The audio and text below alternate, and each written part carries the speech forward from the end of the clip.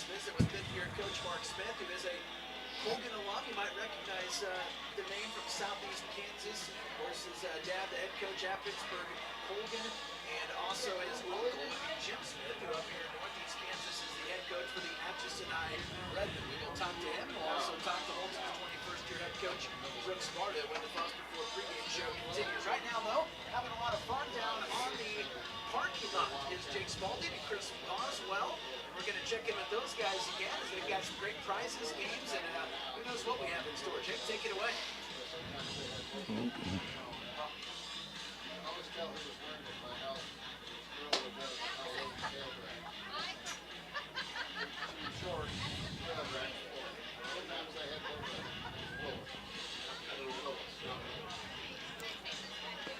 And welcome to Holton High School, the Pittsburgh State University pregame. Whatever you are looking for in a university, you can find it at Pittsburgh State University. For more information, visit them online at pittstate.edu. You belong at Pittsburgh State University. And for the first look, Canara Eye Care. Don't just see better, see the best at Canara Eye Care. Stop in the newly expanded Pittsburgh facility at 2521 North Broadway to catch us in Girard at 111 North Summit. Canara Eye Care, the clear choice. And the Frontenac Raiders of Mark Smith come in at 10-0, and coming off that 56-14 win at home over Iola in the opener of the Class 4A Division II playoffs, while the Holton Wildcats of Brooks Sparta, they are 6-4, and they coming off a 36-24 win, or excuse me, a 20-14 win at Baldwin to open the playoffs. And of course, these two teams played last year in this round, a game at Frontenac, and it was Holton winning at 22-7, and a situation where the Raiders kind of shot themselves in the foot, got the lead early, and then couldn't hold on, and then Holton ran the football, wore the defense down, and ended up winning at 22-7. And next week they knocked off Columbus in the semifinals, fell in the finale to Holcomb. But again, a talented Holton Wildcats football team coming in 6-4 under Brooks Sparta in that 20-14 win at Baldwin. Frontenac Raiders 10-0. Mark Smith coming off 56-14 win over Iola. Brisk night, feeling like football. Not too much of a breeze, but it's football weather now, and both teams out warming up before kickoff of this second round. And, of course, the winner of this contest will play next Friday against the winner of the Girard at Topeka Hayden game that's being played tonight. So a lot riding on this contest. Now the Commerce Bank brings you the coaches' interviews. No matter how you like to bank, Commerce Bank fits your world, offering model banking, and online bill pay. You can even make a deposit from your mobile device. Commerce Bank makes banking easy and convenient. And earlier this week, we talked to both Holton Wildcats coach Brooks Sparta and Frontenac Raiders coach Mark Smith. We'll be back with those conversations after we take a 2-minute break. You're listening to Frontenac Raiders on Fox Sports 1340 AM.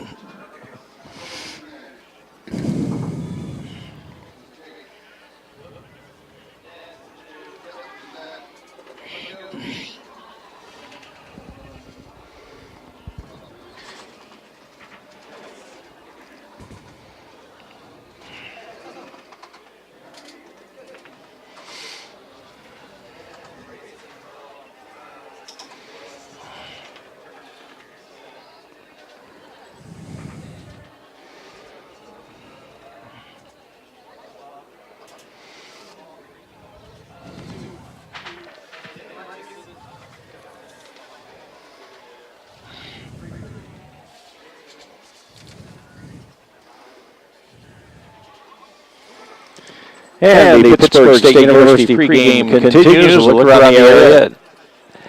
A look around the area at other area games, courtesy of Lindbergh Pharmacy. The tradition of quality service continues today, just as it has since 1877. The Lindbergh Pharmacy staff strives to provide superior clinical services and convenience to our customers. And, of course, Kansas playoffs and Class 2-1A sectional at Hatfield and Pittsburgh. St. Mary's Holton, the Panthers playing host to Washington County. You can listen to it on 100.7 FM. The Panthers out to a 7-0 lead early here in this Class 4A Division II sectional. Frontenac at Holton, 13:40 a.m. And, of course, the Panthers and the Raiders, you can stream those games live at ESPN1007.com. Also, in the Class 4A Division II, Girard at Topeka Hayden. That's a 7 o'clock kick. And, of course, the winner of this contest advances against the winner of the Girard and Topeka Hayden contest. That's a look around the area. Other area games, courtesy of Lindbergh Pharmacy. And we'll be back with the starting lineups and the play-by-play after we take another 2-minute break. And you're listening to Frontenac Raiders on Fox Sports 1340 AM.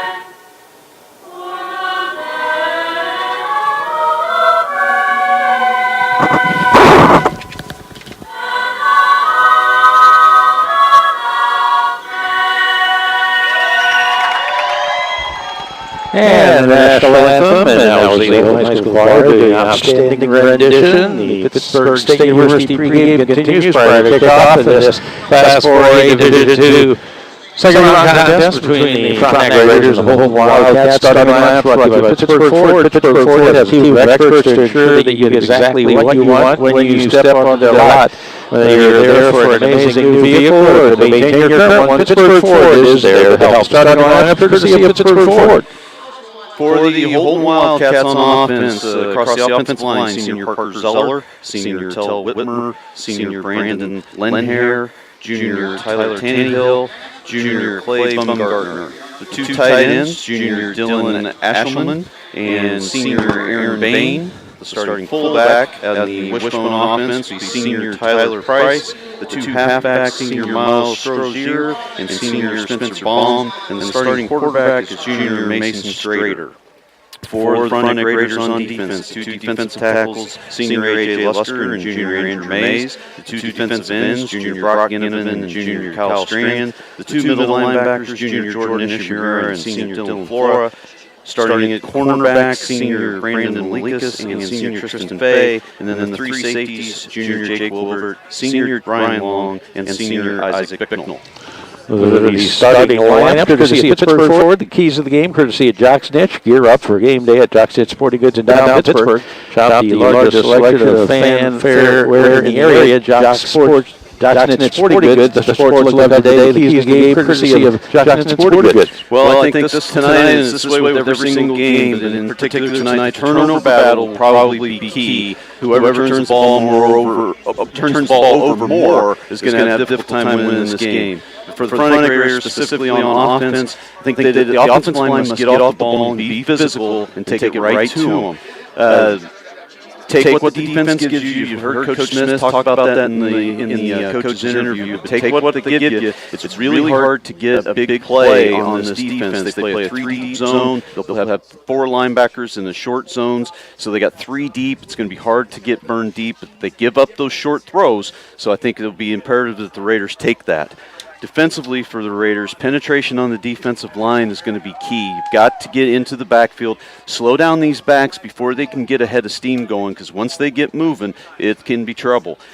The defensive linemen are going to have to win one-on-one battles. Coach Smith mentioned that again in the interview, because they do not double team people. It's all single man blocking. The linebackers are going to have to deal with linemen as well. It's just how they do things, so they're going to have to win those one-on-one battles. For Holton, offensively, they're going to want to get that push up front, get that offensive line going, pound away, try to wear out the Frontenac Raider defense, and then that'll set up some play action. They only throw the ball 2 or 3 times a game is about all that they really want to throw it, and it's always play action or a halfback pass or something like that. They're throwing it to try to get a big play and get a score offensively.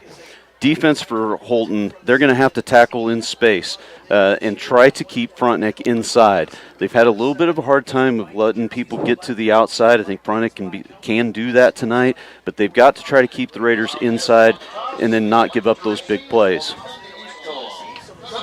And that's the Jock Snitch keys to the game. Kickoff time and temperature courtesy of CDL. CDL is the area leader in residential, commercial, industrial heating, cooling, and refrigeration. Call the professionals at CDL to make sure your home or office is at the right temperature all the time. Straight up 7 o'clock, 45 degrees, and relatively calm. Beautiful night for football. The opening kick brought to you by the law office at Edward J. Battatori. Protect your rights. You don't have to do it alone. Experience counts. Call the law office of Edward J. Battatori, 230-0333.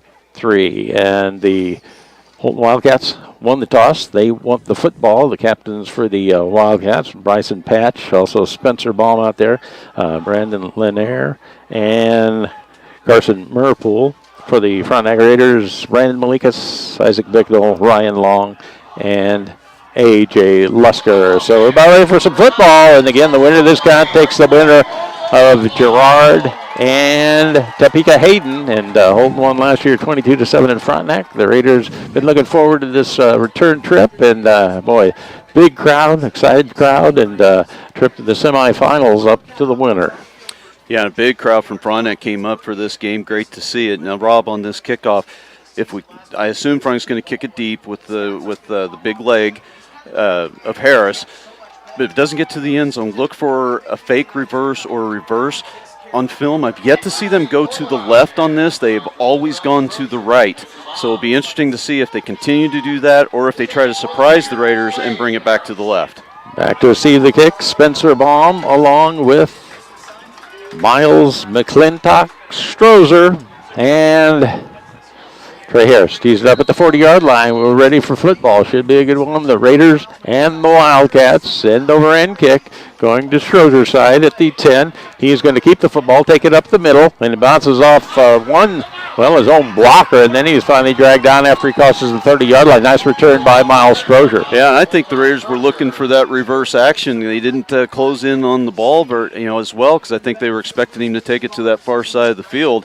So a little bit of a change-up. No reverse action to the left, but just takes it and goes up the middle of the field. It's a decent field position for Holton to start this game. And they'll keep it on the ground. They did score with a pass in the win over Baldwin.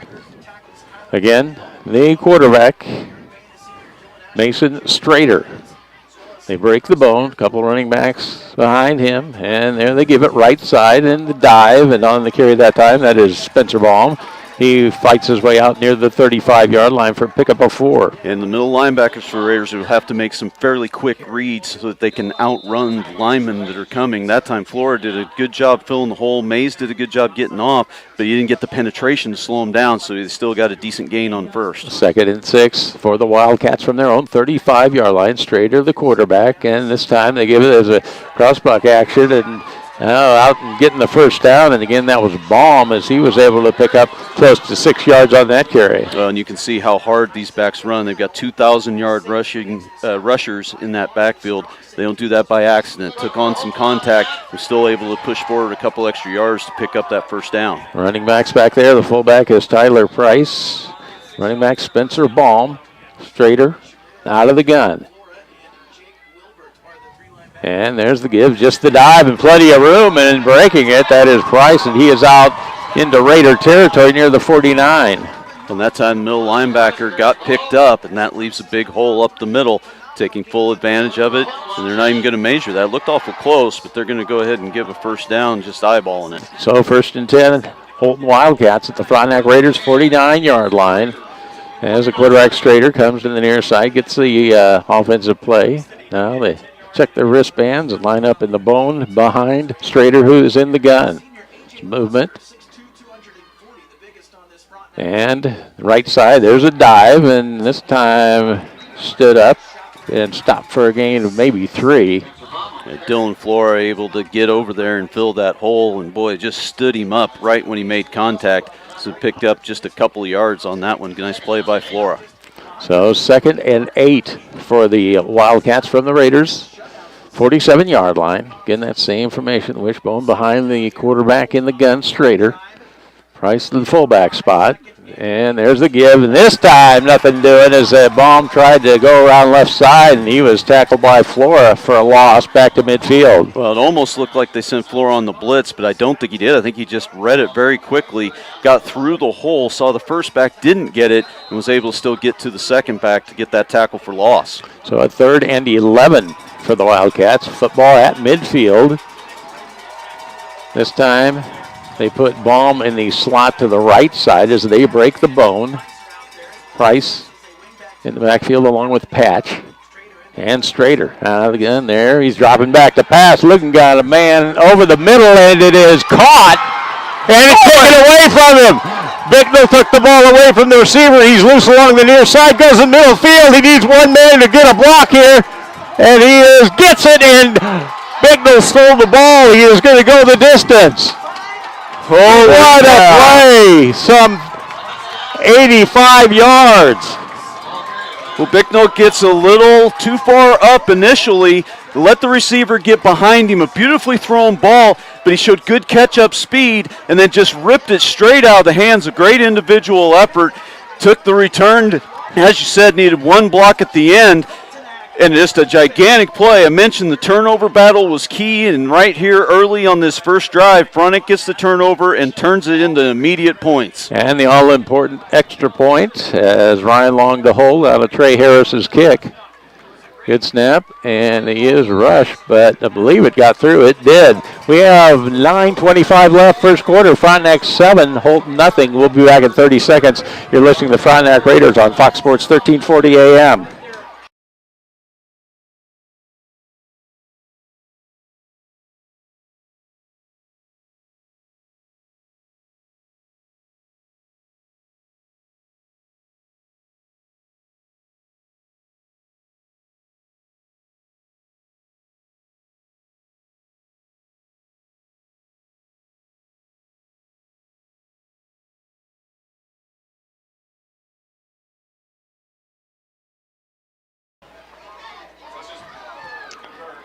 Rob Strand back with Randy Southern. The Raiders lead the Wildcats 7-0, and what a play by Isaac Bignell. Yeah, great individual effort, atoning for allowing the receiver to get behind him. Showed great hustle and determination, really. not to give up, and then just stripped it right out of his arms. Just an unbelievable individual play. And then give the rest of the Raiders credit for blocking. Not a single block in the back, all legal blocks. So a huge play for the Raiders to get this game started. Baum and Strozer takes it at the 1, brings it up the middle, crosses the 15, and then he is gang tackled out near the 25, maybe the 26, 27-yard line. Yeah, pretty good coverage by the Raiders this time, and closed in on the ball well. So we'll see if there's any kind of adjustment, because, other than the 1 tackle for loss by Flora, really Holton was able to run the ball effectively on that first drive. So 1st and 10 for the Wildcats. They'll start from their own 27-yard line. Again, they break the bone, and then the slot left side, that is Patch. Price, the fullback. Baum, the other running back, and there's the give, and out to the 30-yard line for a gain of about 3.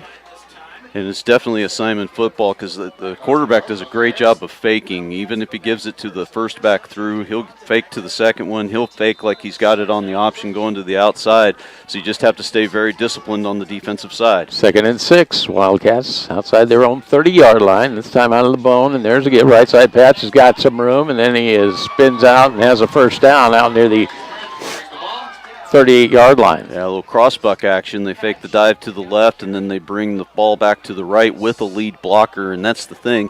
If the fullback doesn't get it on that initial dive, they almost always have a lead back to block through the hole, so it becomes almost like an ISO, and it's an extra blocker that makes it even more difficult to stop. So 1st and 10, Wildcats at their own 37-yard line. Break the bone again, and there's a give, and trying to sweep to the left side. Not much doing. He's hemmed in. That is Baum, and a penalty flag goes down on a face mask. Oh, boy, a big loss down near the inside the 30-yard line, but they got him for the face mask. Yeah, and he just kind of grazed it. I'm not sure he actually really got a hand on it, but it doesn't matter. The flag is down, but really well defended. Great penetration. First by Ginnivan, made him bounce it. Long came up, made him bounce it even further, but then they're going to get bailed out on the face mask call, although the referees are kind of chatting about it, so we'll see what the call is. Well, they are discussing it. Yeah, they did. They gave it the personal foul to the grab. Boy, and I tell you, usually you have to see the head turn to get a personal foul call, and sure looked like the hand just brushed the face mask. But I tell you, that's a tough break against the Raiders. But at the same time, you can't get your hand up there. So after the mark-off, it'll be 1st and 3 for the Wildcats from their own 45-yard line. Patch, slot left. Price, the fullback. The running back, the right side, that is Price. And there's a give, the dive, and that is Price close to the first down. I think he's looking to the far side, maybe a yard short. Yeah, Ishimura, A.J. Lusker, Andrew Mays, all three of them getting in on that tackle, taking care of that first fullback. And that's key. If those defensive tackles can take care of the first man through, that'll help the linebackers be able to get a little further to the outside. 8:10 left here in the first quarter. Frontenac the 7-0 lead. Now the coach on the Holton side wants a measurement, I believe. I believe they're looking to the far side, trying to check the chain and think it's close enough to be measured. Well, they've got the down marker almost a yard short. So, yeah, then in case you rarely see where was it the last game where the coach asked for the measurement and the White Hat refused to give it to him. It's closer than the sticks looked originally. Yeah, so it'll be 2nd and inches for the Wildcats from their own 47-yard line. Now, in fairness to the referees, this field is a little wavy. It's got a good-sized crown, and it does have a little bit of a wave to it, so it might be a little bit more difficult than we think to be able to tell. 8:06 left here in the first quarter. Frontenac the 7-0 lead. Now as the running back, the fullback spot, that is Parker Zeller. He joins Baum in the backfield. This patch goes in the slot to the right side. Strader behind the center with the snap. Option right side. They pitch. And they got him headed. Beautiful play. As that was Brandon Malikas. And he was able to throw Baum for Well, that was back by the 45-yard line. A couple yards lost there. A great play, and I think the Raiders' plan on the option was to try to string it out. And Wilbert was the option man out there, and he did a good job of just not telling the offense exactly what he was going to do. And it gave it a little bit enough time for Malikas to be able to come off the block and get to the pitch. 3rd and 2. Wildcats from their own 45-yard line now. This time the bone behind the quarterback Strader. They give the dive, and the ball's loose. And the Wildcats able to get on it, but well short of the first down. Well, and the Raiders this time go with a 7-man line. They bring Flora up to play the nose guard along with, so it's almost like a bear front with extra ends and linebackers. Really got a good push up the middle, and the ball popped out. Holton fortunate to be able to pick it up and set up a 4th down, and the punt team's on the field. And that was actually Parker Zeller in there, and it's going to be a punting situation. Back to receive the kick, Bicknell. Good snap, kick away, coming near side. Bicknell, and it takes a roll. Bicknell picks it up, and boy, he's hemmed in, and then gang tackle back at the 20-yard line. Good punt coverage there. Bicknell good to pick that up, save some of the roll, but couldn't get any return out of it. Yeah, he probably saved about 5 yards or so you don't mind it. But boy, once he picked it up, I would like to see him get down. Last thing you need is a fumble on that. So with 6:34 left here in the first quarter, Frontenac the 7-0 lead, and the first offensive possession for the Raiders starts at their own 21-yard line, and Brandon Malikas, the senior quarterback, in there. And we'll see how the Raider offense goes against this Wildcat defense. And the Raiders, a new wrinkle there is it looks like they got A.J. Lusker as the fullback, and behind him, Austin Model. And boy, a little confusion, and Malikas going to keep it and able to wedge his way out near the 24, pickup of 3, but I don't know, a little indecision there. I don't know if it was a mistake in the backfield or not. Yeah, and the Raiders have often done a fake to one side to the fullback, and then Malikas will go back to the other side and run the football. So I don't know if that was the plan or if it just was a little bit slow developing or not. I'm not sure. So 2nd and 7, Raiders from their own 24-yard line. Again, Lusker the fullback, Model the tailback. Slot left is Bollinger. Malikas under the center, give the Model the tailback, and he's able to fight his way out near the, close to the 26-yard line, gave him a couple. Yeah, I got a little bit of push, but, putting Lusker in the backfield, yeah, you can get a block from that point, but you don't get that block on the left side of the offensive line that way either. Tried to run that way and got a little bit of a push, but a short gain. So the Raiders are going to face a 3rd and 6 from their own 25-yard lines where they mark it. Wide to the right comes Long. Slot right, that is Flora. Wide left, Bicknell. Slot left, Model. Lusker blocking for Malikas, puts it up, and it is caught. Nice catch by Dolan Flora out to the 33 for the first down. Yeah, and just a yard extra. And, I tell you, that pass is a timing deal. Malikas let the ball go before Flora ever even made his break. Flora, a good job getting his head around and finding the football. But those are the type of plays that this defense will give you. They'll give you those short passes. The corners tend to give big cushions. Now, their outside linebackers will be able to get to the flats pretty quickly. But if you can hit that pass fast enough, you can pick up those yards all game long. Raiders 1st and 10 from their own 32-yard line. Ginnivan splits wide left. Wide to the right is Model out of the gun. Malikas keeping the football. Pitches. Gets it to Bollinger. And, boy, is brought down at the 35-yard line. Pretty nice game, but it looked like it was going to be more than that. Nice effort there by the Wildcat defender. Yeah, A.J. Hausler did a good job because it looked like he was going to have some running room, showed good closing speed to get to Bollinger. And it's interesting, if the Raiders have a tight end or two, either one, then you're seeing Holton with a 5-man front, kind of a 5-2 look. When they spread things out with no tight end, it becomes kind of a 4-4-3. 2nd and 7, Raiders from their own 35-yard line.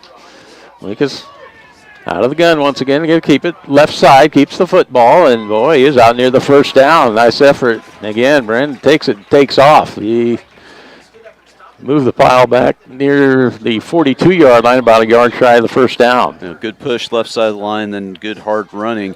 Be interesting to see if they run that more and more. The free safety in the middle of the field came up pretty hard on that play.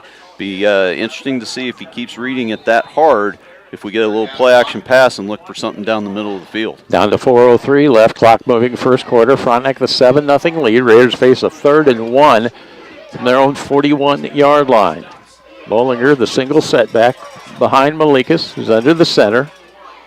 Checks the defense. Now there's some indecision. Getting down to the play clock. You got to get it off. Nope, delay.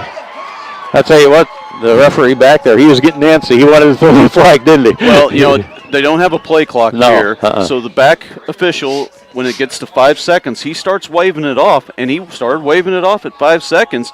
Malika's not seeing him. Coach on the sideline apparently didn't see it and just took too much time. So 3rd and 6 after the 5-yard mark off. Raiders from their own 36-yard line. And just a killer penalty. You had 3rd and short. Very manageable to pick up a first down. Now 3rd and 6, obviously much more difficult. Wide to the right comes Model, out wide to the left. That is Long. Out of the gun this time with Malikas on this 3rd and 7. Keeps the football, tries left side, and he's got the first down. And he leans down to the 44-yard line. Well, good hard running and interesting this time. Holton actually brings up an extra lineman on this play, 2 tight ends. It was a 6-man front, but so that only left a couple linebackers in the middle of the field. Good push right up the gut, and then Malika's running really hard tonight, as he always does, but with more power tonight, it seems like, as he's been able to drag tacklers for 2 or 3 extra yards. 1st and 10, Raiders at their own 44-yard line. Down to 3:23 left here in the first quarter. Frontenac the 7-0 lead. Wide to the right is Ginnivan. 3 running backs there with Malikas, who's in the gun, and Malikas keeps it, and he crosses midfield and dives down inside the 45, and again a first down. Again, left side of the line, good job, and Cooper Grant, good block at the center position as well. Nice read, held that thing forever, let Holton fade out to the outside a little bit, thinking Bollinger was going to get the ball. Tucks it, takes it up the middle for another big gain. 1st and 10 Raiders at the Wildcats' 44-yard line. Bicknell brings the play from the sideline. Boy, nice crowd, nice football. Kind of cool, not much breeze. Wide to the right. Long, out wide left, Bicknell. Get out of the gun. There's the give to Model, the tailback. And he picks his way down to about the 42-yard line. A couple of tough yards, and then he was planted. Well, defensive line much better this time for Holton. Didn't allow any pushback. And Model just not a lot of running room. Tried to spin it back to the other side. Just wasn't quite able to get all the way around the edge. Raiders 2nd and 8 from the Wildcats' 42-yard line. Trying to get the play from the sideline. Running it in. That is Noah Cluffman. We're down to 2:21 here in the first quarter. Frontenac 7-0 lead. Wide right goes Ginnivan. Slot right Model. Out wide left is Cluffman. Out of the gun. And there's a give, and this is Bollinger. And boy, he runs up the back of the offensive lineman and gets inside the 40, flirting with the 39 for pickup about 3. I'm going to tell you, it's a dangerous defense that Holton's deciding to play here, because that time, again, 6-man front, just had 1 middle linebacker back there. If you get past the line, you're flirting with giving up a real big play in the run game. 3rd and 5 Raiders, just inside the Wildcats' 40. Bicknell shuttles in the play from the sideline. Raiders lead at 7-0. Bicknell splits wide right. Joining the slot right, that's Long. Tight left, that is Flora. Running backs in the eye. The fullback Bollinger, the tailback Model. And Malikas rolling to the right, looking for a receiver, forced to keep it. Cuts inside, and he slips and falls down about a half-yard short of the first down. And that's where a little bit of the field conditions may come into play. There's where they're playing right now, there is basically no grass in the middle of that field. But what that run does do, though, is set up a 4th down and 1, and I'm sure the Raiders will be going for it. Keeping an eye on the official, keeping the clock, right? 4th and a foot for the Raiders from the Wildcats' 35-yard line. We're down to 53 seconds left here in the first quarter. Malikas under the center. And a mix-up, and Malikas is stopped. They had a mix-up in the backfield, and he stopped short of the first down. Yeah, just complete busted play. Malikas not able to make something out of it, and I'm not one to criticize Coach Smith, but again, they had Luster in the backfield, first time all year, having a little bit of a change-up, and I don't know if that had anything to do with the mix-up or not, but a good drive going gets stalled out on the 4th down stand by Holton. So the Wildcat defense holds. Holton will start 1st and 10 from its own 36-yard line. 40 seconds left here in the first quarter. In Frontenac, the 7-0 lead. And see if the Raider defense can hold once again. As Patch in the slot left. Baum, the running back, along with Price behind the quarterback. Strader out of the gun. And there's a give. There's the dive. And that is Baum. This time better defense as he is stopped after a gain of 2 out to the 37-yard line. Yeah, Flora and Lusker in on the tackle. And I tell you, Dylan Flora is reading everything extremely fast. And it's something that he's been doing for a very long time from that middle linebacker position. He can read things amazingly quick, and right now he's just getting up to the line of scrimmage faster than the lineman can get out on him. And see if they get this 2nd and 8 off from their own 37-yard line. They do, and there's a little misdirection and brought down about the 40-yard line. And short of the first down, that was Baum, was able to pick up about 3. 8 carries, 5 yards unofficially for Baum. That does it for the first quarter. Frontenac, the 7-0 lead. We'll be back in 30 seconds. You're listening to Frontenac Raiders on Fox Sports 1340 AM.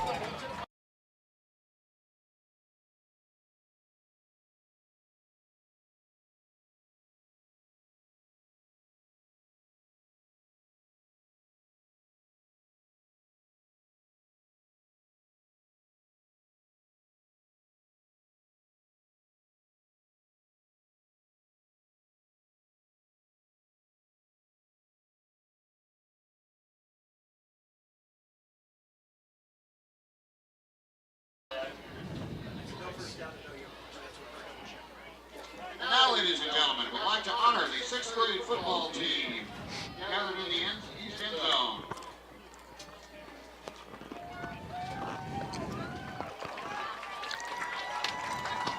This team is undefeated.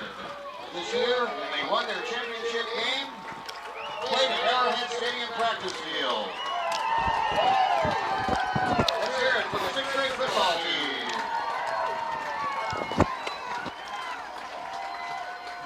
Rob Strand back with Randy Southard. Frontenac the 7-0 lead as we start the second quarter. Holton with a 3rd and 7 from their own 40-yard line. Straight at the quarterback. There's a give in the right side and short of the first down as Strozer carries it, and he stopped shy of the 45 and about a yard short. Yeah, just a yard short here. I would not be surprised at all if Holton's offense stays on the field and they go for it, and I think they absolutely are. So 4th and a yard for the Wildcats from their own 45-yard line. The Raiders lead at 7-0. Again, out of the bone, behind Strader. And a low snap, and Strader short hops it, and he got the first down, but boy, not by much. Yeah, ball security again, key in this game. Strader, a good job able to field that snap, and this time they got just enough push up front. Raiders tried to again go kind of a bear look, 7-man front, covering the center and both guards, and they got just enough push, gave him a crack where he was able to squeeze through there and pick up that first down. 1st and 10 for the Wildcats from their own 47-yard line. Again, Strader out of the gun, Wishbone behind him. Strozer in there along with Price and Baum. And there's a give to Strozer, and he crosses into the Raider territory, brought down at the 48 after a gain of 5. And this is the play that worries me the most. You fake it to that first back through, and then you give it to the second back kind of off tackle, almost like outside veer, but he's got that other lead back to block for him.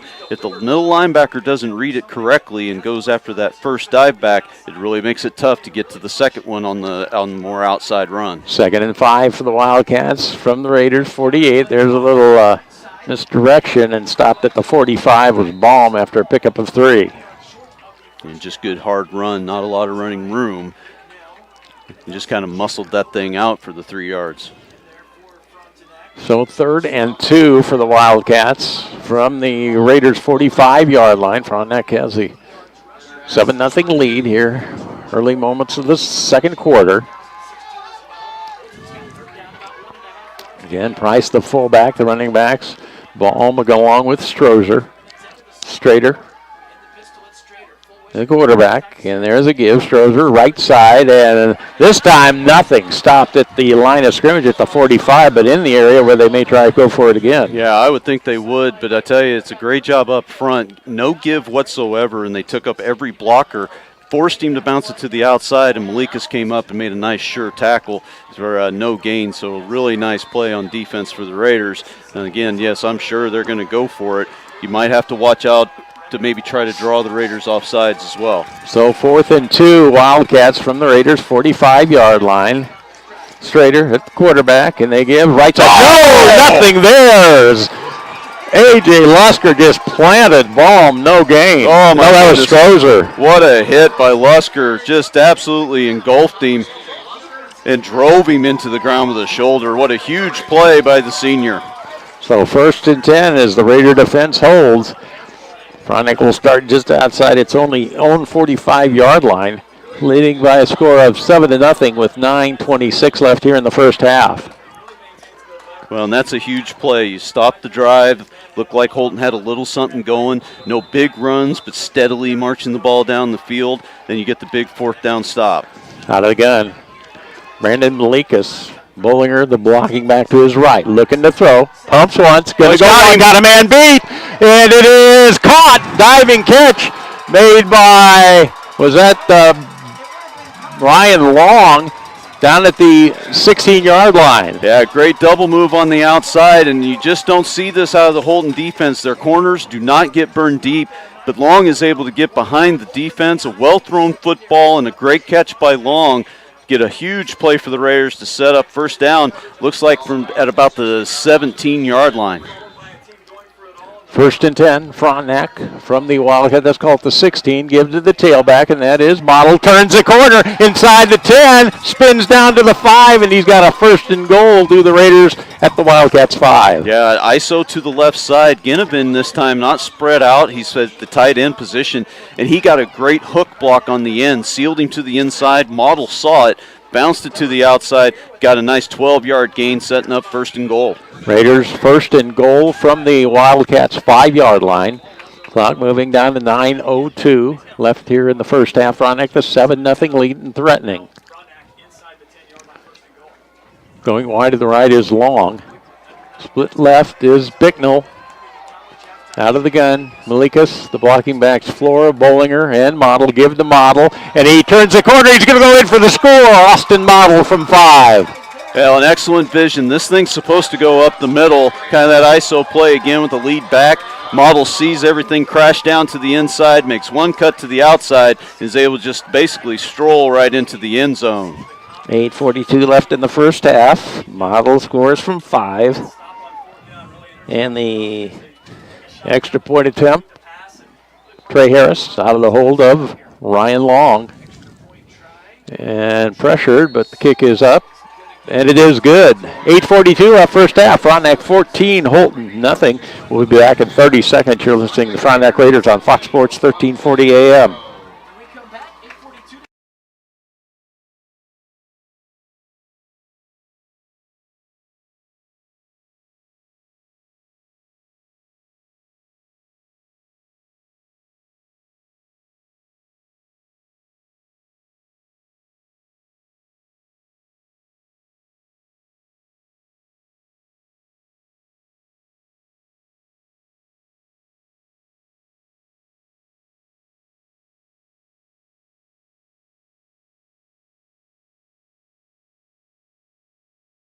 Rob Strand back with Randy Southard.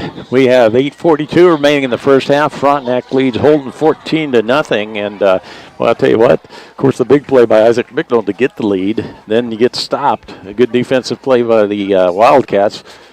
Raiders return the favor and then turn it into 7 more points. Well, and the hit by Lusker on that 4th down really kind of changed some momentum. Coach Smith takes advantage of that right away, goes deep. You get the big play, and it just seemed to energize that offensive line. Did an excellent job blocking, giving big holes for the runners to punch that thing all the way in for 6. And Trey Harris to kick off. Strozer and Baum back. End over end kick. Strozer takes it inside the 5. Brings it straight up the middle, 15, 20, and he is brought down about the 23-yard line. So that's where the Wildcats will start, 1st and 10 from their own 23. Yeah, excellent coverage again by the Raiders. Interesting that they have not tried that reverse or fake reverse yet. They did pretty much on every single kickoff deep that the Raiders saw on film. So interesting. I guess that's some respect out of the kick coverage team. They don't want to take any time and too far back down the field, afraid that they might get tackled deep. So 1st and 10 Wildcats. They'll start from their own 23-yard line. And again, out of the bone behind Strader, the quarterback. And he's going to keep it this time. Tries to turn the corner and finally pitches, and then he's right out of bounds or right about the 21-yard line. Good play by Brandon Malikas and probably a lost yardage. Yeah. Boy, a late pitch. Yeah, really good play by Malikas because it became 2-on-1, and it really looked like Holton was going to get something on the outside in this option. Brandon made him hold it, and by the time he pitched it, they were so close together that Malikas was able to get over and make the stop. Another tackle for loss. So 2nd and 11 for the Wildcats from their own 22-yard line. They break the bone this time as Strozer goes left slot. And look at the pass, pressured, scrambling around, and he fakes the pass, and he is loose along the sideline and steps out of bounds. And I believe he's short of the first down, but a nice effort by Strader there. Boy, they had him dead to rights back there for a loss. Yeah, good pressure and excellent coverage on the back end. It's a 2-man route. Both men were covered. The pressure flushed him early, and a pump fake kind of faked out the defender on the outside, and then he's able to turn the corner and setting up a 3rd and short. Wildcats from their own 32-yard line. Strader with the snap. They give the dive, and boy, not much there as this time they stacked him up. I don't think he got that as they tried to give it to Price that time. Yeah, I think he's short. Now this is going to be probably less than a yard, but boy, you're on your own 32-yard line. Do you dare going for it again? Especially when you just got tackled on the last drive on a 4th and short and lost yardage. So they're going to bring the chains over and measure it, but I tell you, if Holton goes for this one, that's really rolling the dice. Now you got to keep in mind, though, they are down 14-0. So, but if you don't make it, you're just giving Frontenac unbelievable field position. 7:59 left here in the first half. Frontenac 14-0. They are going to be short. A couple of footballs, and boy, we shall see. I'm betting they're going to try and go for it. Then again, you harken back to that last time. You could. Yeah, if possibly try and draw them, but that doesn't seem to be their nature. No, and I would bet they're going to go for this too. But boy, if you don't get this one, you're really putting yourself behind the 8 ball here. So 4th, a huge play for the Raider defense. If they can stop them here, boy, are the Raiders in business. 4th and about a foot. Again, Strader, the quarterback, Bone behind him. Well, now they look over, taking a little more time than usual, see if they're just trying to draw him off. Looking to the back, Judge. He's not waving his hand just yet. They're going. And he turned the wrong way, did the quarterback, and he got the first down. Oh! Yeah, I think he's got it. Oh, it's a busted play in the backfield, and the quarterback makes something out of nothing. Breaks a tackle about a yard deep in the backfield and is able to stretch out and just got the first down. Well, great individual effort by the quarterback. Huge play by Mason Strader. And the Wildcats with a 1st and 10. And they're at their own 33-yard line. Ben Strader, the junior quarterback, with the Bone behind him. Strozer along with Price and Baum. And left side, and there's Strozer. Boy, not much going as he just a little dive, and he maybe got a yard on that. Yeah, and the Raiders now are starting to get a little more used to the fakes and which way this ball is going.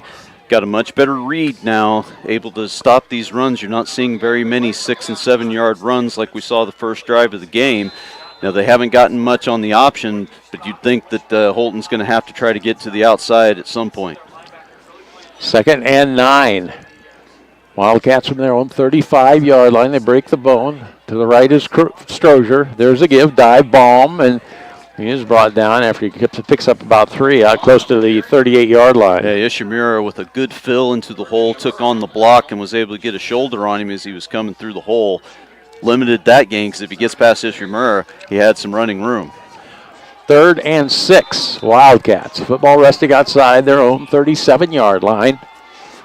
Down to 6:27 left here in the first half. Frontenac the 14-0 lead. Again, the bone lines up behind Strader. With the snap option left side, pitches back, and that is Patch, and boy, not much doing, maybe a yard at best. Yeah, the Raiders doing a great job of stringing these options out. Fay, good job getting off of the block and kept some outside contain. Long fought off a block as well, but between the two of them, able to get into his legs. And this time on 4th down, Holton's bringing out the punt team. And it is Carson Mearpole, who will punt, stands back near his 25-yard line. Back to receive the kick is Isaac Bicknell. He's back at his own 32. And the punt away, high spiral. Bicknell calls for the fair catch, and it hits. Now he can't take it. There you go. And he downs it at the 30-yard line. He actually waved for it. The ball hit. And then he went and grabbed it as the defender was right there. Well, the defender was kind of in his way. And the catch, he's out across the 45, tripped up and brought down at the 46. Don't throw the ball down. They're not going to throw the flag on it, but boy, yeah, that made me a little nervous too. And Malikas rolled out, didn't see anybody open. I thought he had Roseboro over the middle of the field, didn't see him, and then just kind of threw it up. And if Ginnivan doesn't come back to the football, this thing's going to be intercepted. But he cut right in front of the defensive back and made a great catch and turned it up to pick up that 1st down. 1st and 10 Raiders, their own 46-yard line. Again, Malinkus out of the gun with Bollinger, the blocking back pitch right side. Bollinger tries to turn the corner, does, crosses midfield. Now a penalty flag, and now a second penalty flag goes down late. Yeah, the first one I would suspect is going to be a hold. The second one, we'll see what it is. And Whitehat talking to a couple of his cohorts out there. We'll see what I think. Trail flag is bound to be a hold. I don't know if there was something on the face mask or on the tackle or not. Well, it looked like Bollinger got up off the ground not very happy, so I don't know if there was something late or I don't know. Legal block. Personal foul against the Wildcats. So you mark. I think they're going to mark that was off a dead both ball. penalties. So I think you do the hold first and then come back with the personal foul. Is that right? Yeah, they marked off the block in the back originally, and then they marked off the personal foul because it was a dead ball. And it's interesting that they called a block in the back because, when you're trying to go to the outside and you got that lead blocker, if the defender turns his back on it or is running away from you, that's not supposed to be a block in the back, which is what it kind of appeared to me to be. So kind of a rough call on the Raiders, but certainly fortunate to get the 15 on the personal foul, dead ball personal foul. So 1st and 5 after the dueling mark-offs. The Raiders at the 49 of the Wildcats. Lucas out again, blocking backs, flanking him. Bollinger, boy, he hit a brick wall. Still trying to run. He's still on his feet. And boy, he's fallen all the way back at the 45-yard line. Well, and things look like they're a little chippy down there. Kind of looked like Bollinger on the ground took an extra shove. He didn't like that one either. At a timeout taken, we have 3:57 remaining here in the first half. Frontenac the 14-0 lead, and we'll be back in 30 seconds. You're listening to Frontenac Raiders football on Fox Sports 1340 AM.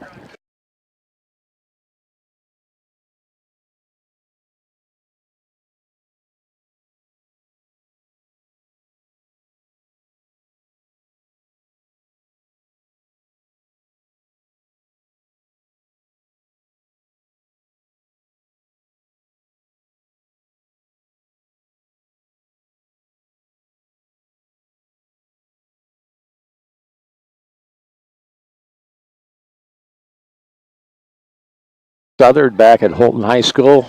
2nd and 10 for the Frontenac Raiders from their own, it's called the 46-yard line, leading 14-0. And during that timeout, Mark Smith called the Whitehead over, had some comments, and Well, and the white hat now talking to the Holton defense.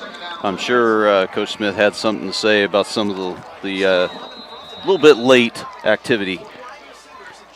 Out of the gun, Malikas in a penalty flag goes down, pass complete to Flora, and he bowls over tackler, has a first down to the 43, but a flag is down.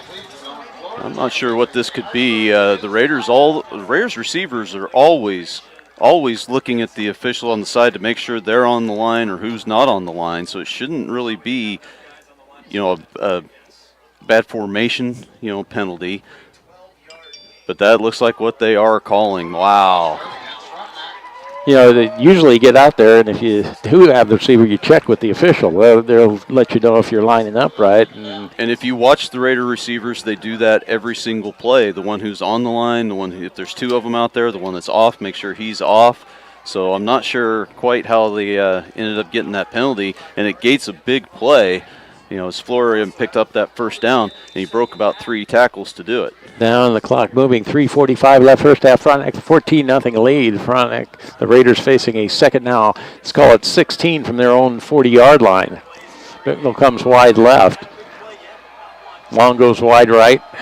Also joining him out there is Model. Bollinger, the blocking back to Malikas left, going to keep the football. Gets a block, and he is tripped up and brought down out at the 45-yard line after a pickup, about 4.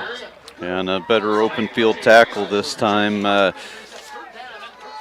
because that's been a little bit of an issue on the outside. We saw just on that last play, Flora able to have a couple of guys bounce off of him, but this time able to get into the legs of Malikas to get him down before he could turn the corner. Third, and let's call it 12 for the Raiders from their own 45-yard line. We've got 2:53 left here in the first half. Frontenac, the 14-0 lead. Couple wideouts right, one left. Malikas dropping back. Whoa, big hold. They didn't get it. Malikas forced to scramble. He has the football, and he dives. He's got the first down to the 42-yard line. Amazing individual effort. He's got absolutely nothing going on. Rob, you're absolutely right. There's an obvious hold that no one sees. It does not get called. It looked like he's going to be about 5 yards short of the first down. Twists and turns his way along the sideline, able to pick up just a huge first down for the Raiders to keep this drive going. With 2:37 to go on the clock, the Raiders still have 2 timeouts. First and 10, Frontenac from the Holton 42-yard line. Wide to the right goes Bicknell, joined out there by Model, also Long. Tight to the left is Flora. Out of the gun, Malikas. Bowling in the blocking back to his left. Looking to throw. Forced, being scrambled. Price tried to get him from behind. He misses that tackle, and he's still on his feet. And boy, he's able to pick up about 9 yards. Down to the 34, maybe the 33-yard line. Yeah, again, individual effort, able to outrun one, break a couple tackles, and now starting to see a couple of players for Holton get up a little bit slow. And I tell you what, that was really close to a late hit over there as well. He was on the ground, took one more extra little pop, and awful close to a late hit. And it looks to me like, that's Hostler is a little shaky, and boy, he's got a hold of his helmet there, like his face mask, and he's a little shaken up, dinged up. He's getting help to the sideline. He's looking not all there, yeah. Yeah, absolutely. And, a good job by the officials to see that because he did not go down, but they saw how he reacted, and a good job by the officials to make sure he gets the attention because, yeah, he certainly is wobbly and must have taken a pretty good shot in the head. A.J. Hostler, 6 foot, 155-pound junior, good-looking football player, and Raiders with a 2nd and 2 from the Wildcats' 34-yard line. Under center, Malikas. He's going to keep the lead play, and boy, he's dragging tacklers down to the 26-yard line. Rob, I tell you, he was one block away. If he can get one little more seal on a defensive lineman, because he drags the defensive lineman for the first down, but if that defensive lineman doesn't touch him, he's got a big play up the middle. Well blocked up front, just didn't quite get that one last lineman sealed off. Minute 35, clock moving here in the first half. Frontenac, the 14-0 lead. The Raiders a 1st and 10 from the Wildcats' 25-yard line. Trips go to the right side. Bollinger blocking back to the right of Malikas in motion. Fake this. Ooh, and there's a pass in the completion. There's Ginnivan, and he is tripped up and brought down for no gain. Just did the quick hitch right side. and stop for no gain. Good open field tackle out there on the far side, and I think that was Strozier, that made that tackle. And a timeout taken, and we'll just keep it right here with only 1:10 remaining in the first half. Frontenac with the 14-0 lead, and the Raiders with a 2nd and long 10. Football shy of the Wildcats' 25-yard line. And again, we've been spoiled. We've been seeing it all season, but Brandon Malikas is special. Oh, absolutely. He has made so many plays just on his own. And tonight, we always know he's slippery and he's hard to bring down, but tonight he's ran with power as well. He's been dragging tacklers and just running really hard. It's pretty impressive. Now, with the 1:10, Raiders now down to just one timeout. Now, the Raiders do like to throw the football, so, first down or an incomplete pass will stop the clock. But that may be an issue, just having the one timeout left and whether they choose to run the football. And after that timeout, and the Raiders huddling around Coach Mark Smith. And with the 2nd and 10, football resting outside the Wildcats' 26-yard line. Let's see if Frontenac could add to this 14-0 lead in the waning moments of the first half. Wide to left goes Ginnivan. Slot left, that is Model. Out wide right, Bicknell. Out of the gun, Malikas. The snap. Pressured. Steps up. Puts it up. Got a man open, and it is, Model couldn't make the catch. Boy, it was there. Just couldn't come up with it. Well, and he had a lot of zip on this pass. Didn't put a lot of air under it. It was maybe a touch high, maybe a touch behind Model. He tried to win up to get it, but looked like it was just had so much steam on it, went right through his hands. So a 3rd and 10 for the Raiders from the Wildcats' 25-yard line. So here's a couple of shots at it.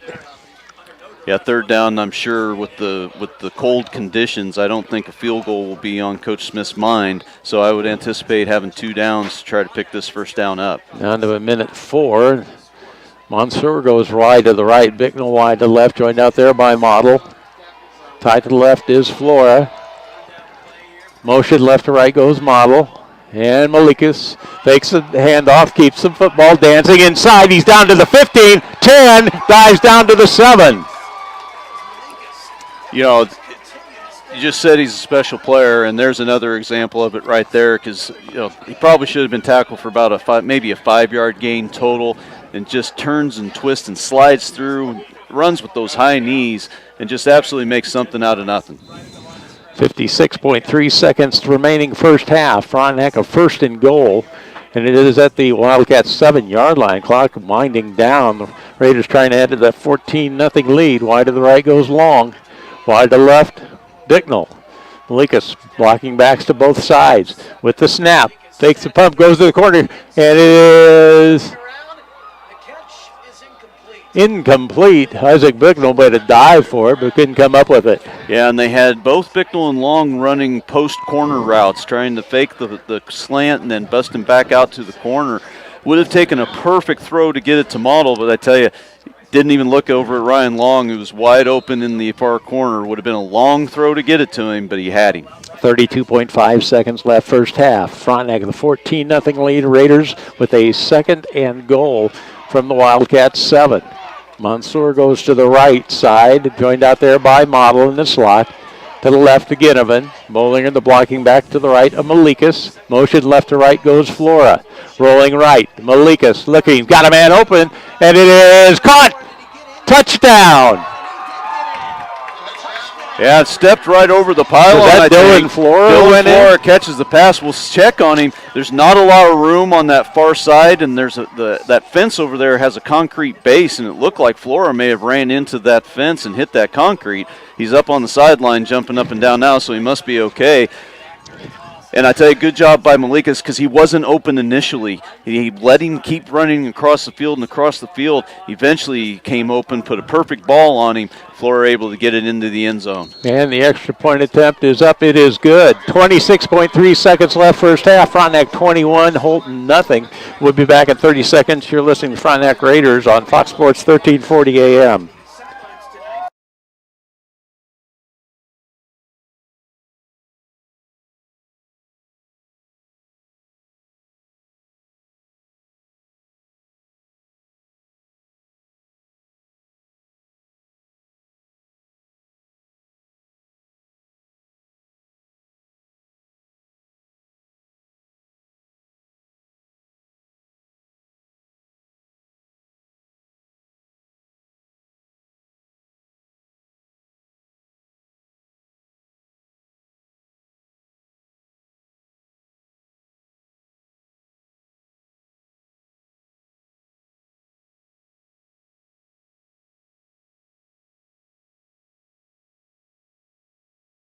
seconds left first half. Another score, Girard trailing Topeka Hayden 32-0. Was that the score they had in the second quarter? Yep, 32-0 Topeka Hayden over Girard in the second.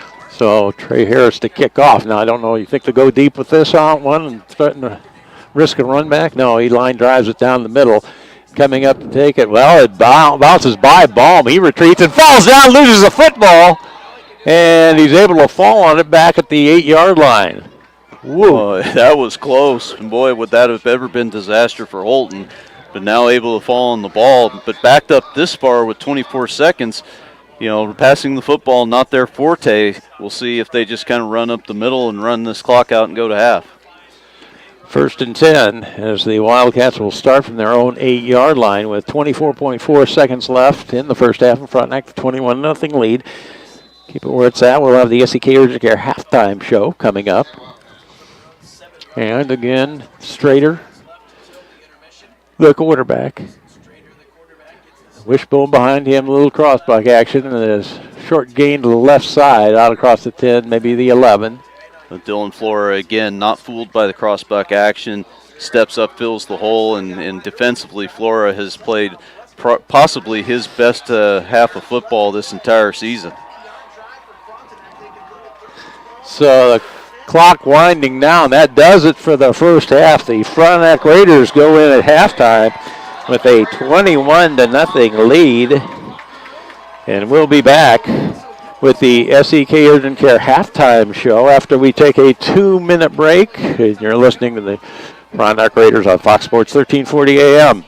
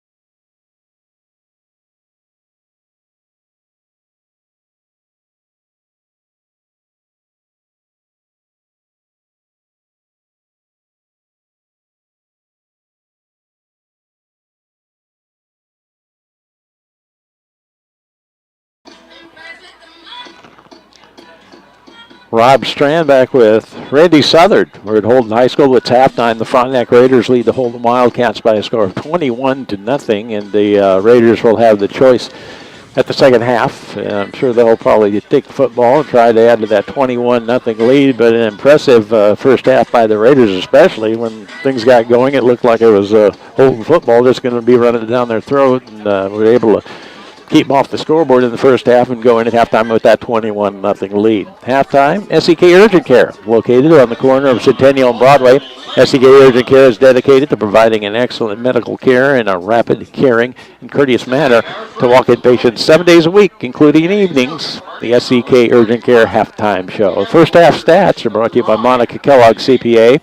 Personal and small business tax preparation, along with a variety of other accounting practices, are available at Monica Kellogg CPA. Call today, 235-0920. Set your appointment. That's 235-0920 for Monica Kellogg CPA, LLC. And the unofficial stats At halftime, first the Holton Wildcats quarterback Mason Strader, 3 carries for a dozen yards. Spencer Baum, 10 carries, 11 yards. Tyler Price, 4 carries, 17 yards. Miles Strozer, 7 carries, 13 yards. Bryson Patch, a couple of carries for 8 yards. And Parker Zeller, a carry minus 2 yards. Through the air, Mason Strader would have won for 35 yards, but after that completion, the ball was stripped from the receiver, and Isaac Bicknell returned it for a touchdown after that first drive by the Wildcats. Frontenac Raiders, Brandon Malikas, 11 carries, 84 yards. Austin Model, 4 carries, 20. Let's see, we've got 4 carries for 20 yards and a touchdown. Caden Bollinger, 3 carries, no yards. Through the air, Brandon Malikas, 5 of 7 for 68 yards and a touchdown. Now the scoring summary goes like this. 9:25 left, first quarter. That was when Isaac Bicknell stripped the receiver after he had made a catch and got it down about the 15-yard line. He stripped the receiver and took off and returned it some 85 yards for the score. Trey Harris was good on the extra point. It was Frontenac 7 and Holton nothing with 9:25 left in the first quarter. That's the way the first quarter ended, with the Raiders leading at 7-0. Then with 8:42 remaining in the first half, Austin Model scored from 5 yards out. Trey Harris good on the extra point. Frontenac 14, Holton nothing with 8:42 left in the first half. Then with 26.3 seconds remaining in the first half, 7-yard touchdown pass Brandon Malikas to Dylan Flora. Again, Trey Harris good on the extra point. Frontenac led at 21-0 with 26.3 seconds remaining in the first half. That's where we are at halftime. Frontenac Raiders with the 21-0 lead. And the first half stats brought to you by Monica Kellogg CPA, and translates into a 21-0 lead for the Frontenac Raiders over Holton. We mentioned the score that we have from Topeka. Hayden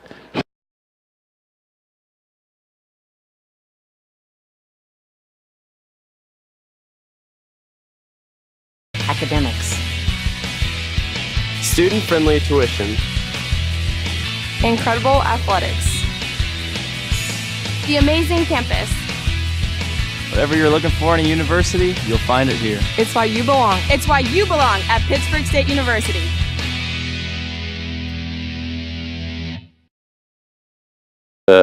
When the Colgan and Washington County game is done on 100.7 FM. We're also going on to that side. It'll be simulcasting, but again, also you got the game streaming at ESPN1007.com. I know a lot of folks taking advantage of that tonight, and they got to be a happy crowd if you're a Raider fan, as you have the 21-0 lead at half, and you've got the choice to start the second half. You probably take the football, would be my guess, but we'll be back.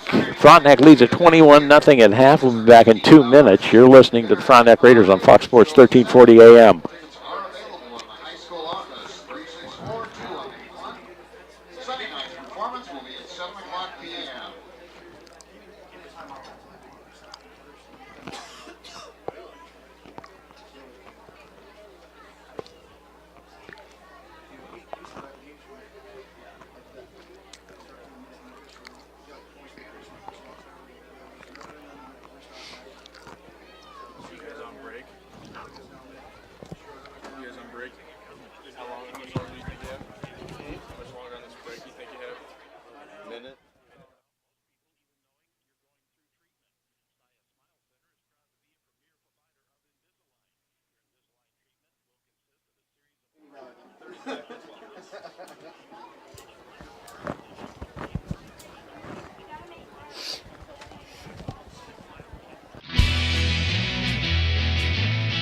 Why should you choose Pittsburg State University?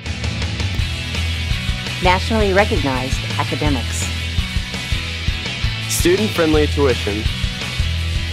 Incredible athletics. The amazing campus. Whatever you're looking for in a university, you'll find it here. It's why you belong. It's why you belong at Pittsburg State University.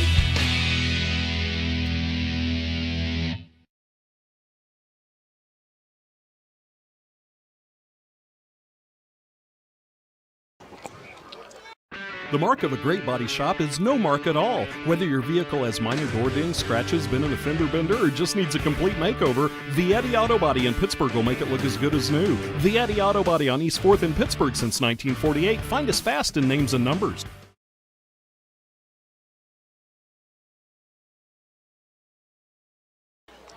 Welcome back to the halftime show. Justin Foote next to Mike Tankine, also Tracer Fox and Jake Spalding helping us out. Rob Strand back with Randy Southern. The SEK Urgent Care halftime show. The Frontenac Raiders lead the Holton Wildcats 21-0 at the halftime. And I'll tell you what, impressive performance by the Raiders. It started off with an outstanding defensive play when it was one of those things where Holton was gathering momentum offensively and flirting with scoring and a strip six, as it were. And that got the Raiders rolling and lead at halftime 21-0. Yeah, and Holton able to run the football early kind of had the Raider defense a little confused.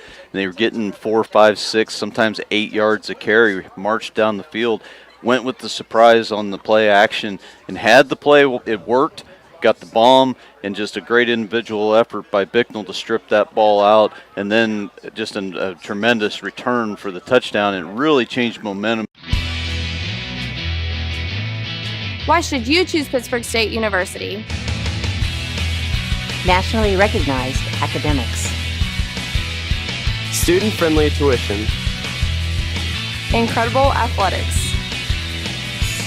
The amazing campus.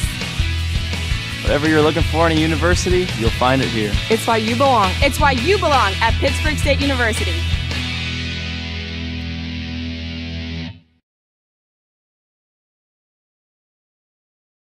Unless they get a big play somehow, and in the passing game, that's not really their thing.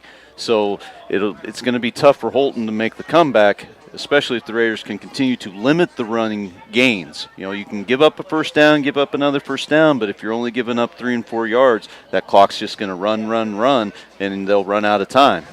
And the second half adjustments brought to you by Bob's Grill, a proud food tradition. Bob's Grill has been serving the community breakfast and lunch since 1964. Order what you want, eat what you get. Bob's Grill, 1014 North Broadway in Pittsburgh. And what about some of those second half adjustments courtesy of Bob's Grill? Yeah, I think for Frontenac on offense, just continue doing what you're doing. You've got a nice mix of the run and pass. I think the biggest adjustment will be a little bit on the offensive line, because Holton's been able to get some pressure in the passing game on Malikas. Now, he's made some great plays on the scramble, but you'd rather him not have to do that. So I think they'll make some adjustments up front and then stay on those blocks a little bit longer in the running game, but obviously no holding.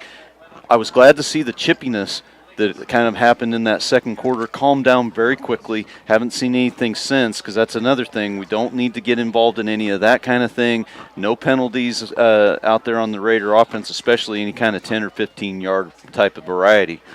Defensively for Frontenac, they've just got to be aware of the trick play at this point. You know, you got to figure Holton's going to try to score quickly, so the two corners and Bicknell in the middle of the field, the safety, are going to have to be aware of anything deep, anything that looks like a run might actually be a pass. They're going to have to be careful. Other than that, boy, I tell you, after that first drive, the Frontenac defense, especially Dylan Flora, really had a good read on what Holton was trying to do to him and really started to shut down that running game. If you're the Holton Wildcats, think on offense, you know, they're going to have to, they can score 3 touchdowns in a half running the football, so it's not out of realm of possibility. So I think they've got to be talking about where's the push up front. You know, that first drive, they were getting pushed, they had things going their way, and then all of a sudden, there's just no push up front. Linebackers, they haven't been able to really get on the Raider linebackers as well as they've been able to get on other teams. So I think they've got to be looking at that offensive line to get going. And defensively for them, it's tackling. I couldn't tell you how many missed tackles or broken tackles that have occurred out there, and especially by Malikas, able to squiggle and squirm. So they're going to have to do a much better job tackling in the second half if they're going to have any chance of staying in this game. Those were the second half adjustments brought to you by Bob's Grill. The Holton Wildcats out the mandatory 3-minute warm-up before the second half starts. Still awaiting the re-arrival of the Raiders as they talk about their 21-0 lead at half. And again, they'll have the choice to start the second half. I'm assuming they'll take the football. And I guess you'd have to pick the brain of the coaches again. You may be talking short kick, an onside kick, try and change momentum or something along those lines. Yeah. But so far so good. If you're a Raider fan, they lead it by a score of 21-0. And again, the winner of this contest will play the winner of Topeka, Hayden, and Girard, being played in Topeka, and Hayden a big 32-0 lead over the Trojans in that one. So looks like Hayden will advance and take on the winner of this contest here. Frontenac leads at 21-0 at the half, and we'll be back with the second half kickoff after we take another 2-minute break. And you're listening to the Frontenac Raiders on Fox Sports 1340 AM.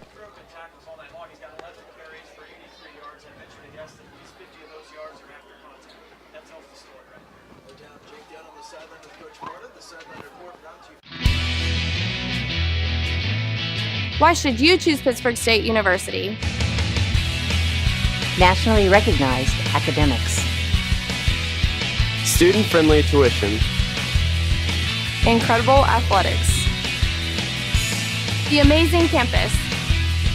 Whatever you're looking for in a university, you'll find it here. It's why you belong. It's why you belong at Pittsburg State University.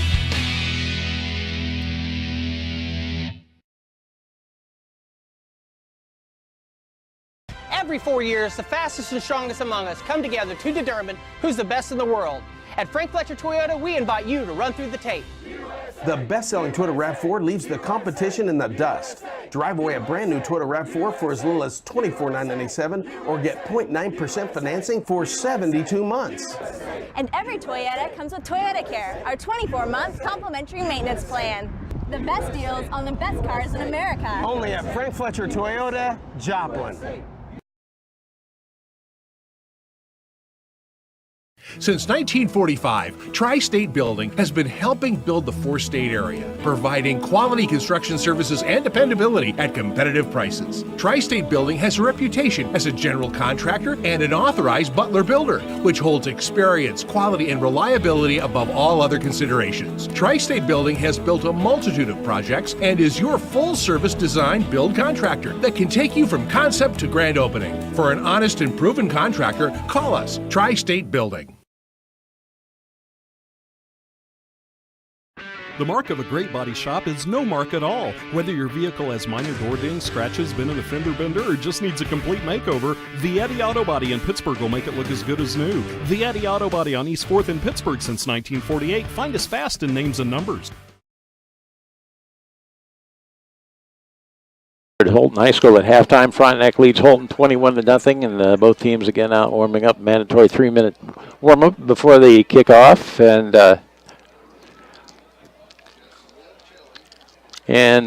again, still not much of a breeze. It's cooling off a little bit, but a nice night for football. And the Raiders a 21-0 lead, and the choice to start the second half. It'd be a situation where you'd like that, take the kickoff and take about, half dozen minutes off the clock and result in points, and then you start feeling pretty good.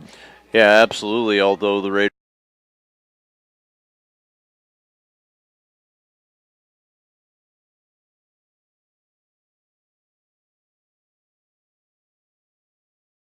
coming up, you'd have to think possible onside kick or something funny on the kickoff. The Raiders have seen that a lot this year, so I would think the kickoff return team should be well aware of that and not be fooled. And again, the winner of this game will take on the winner of the Topeka, Hayden, and Girard contest. Hayden was ahead 32-0 was the score that we had heard. And then we also had a score from Hutchfield in Pittsburgh. It's at 22-8.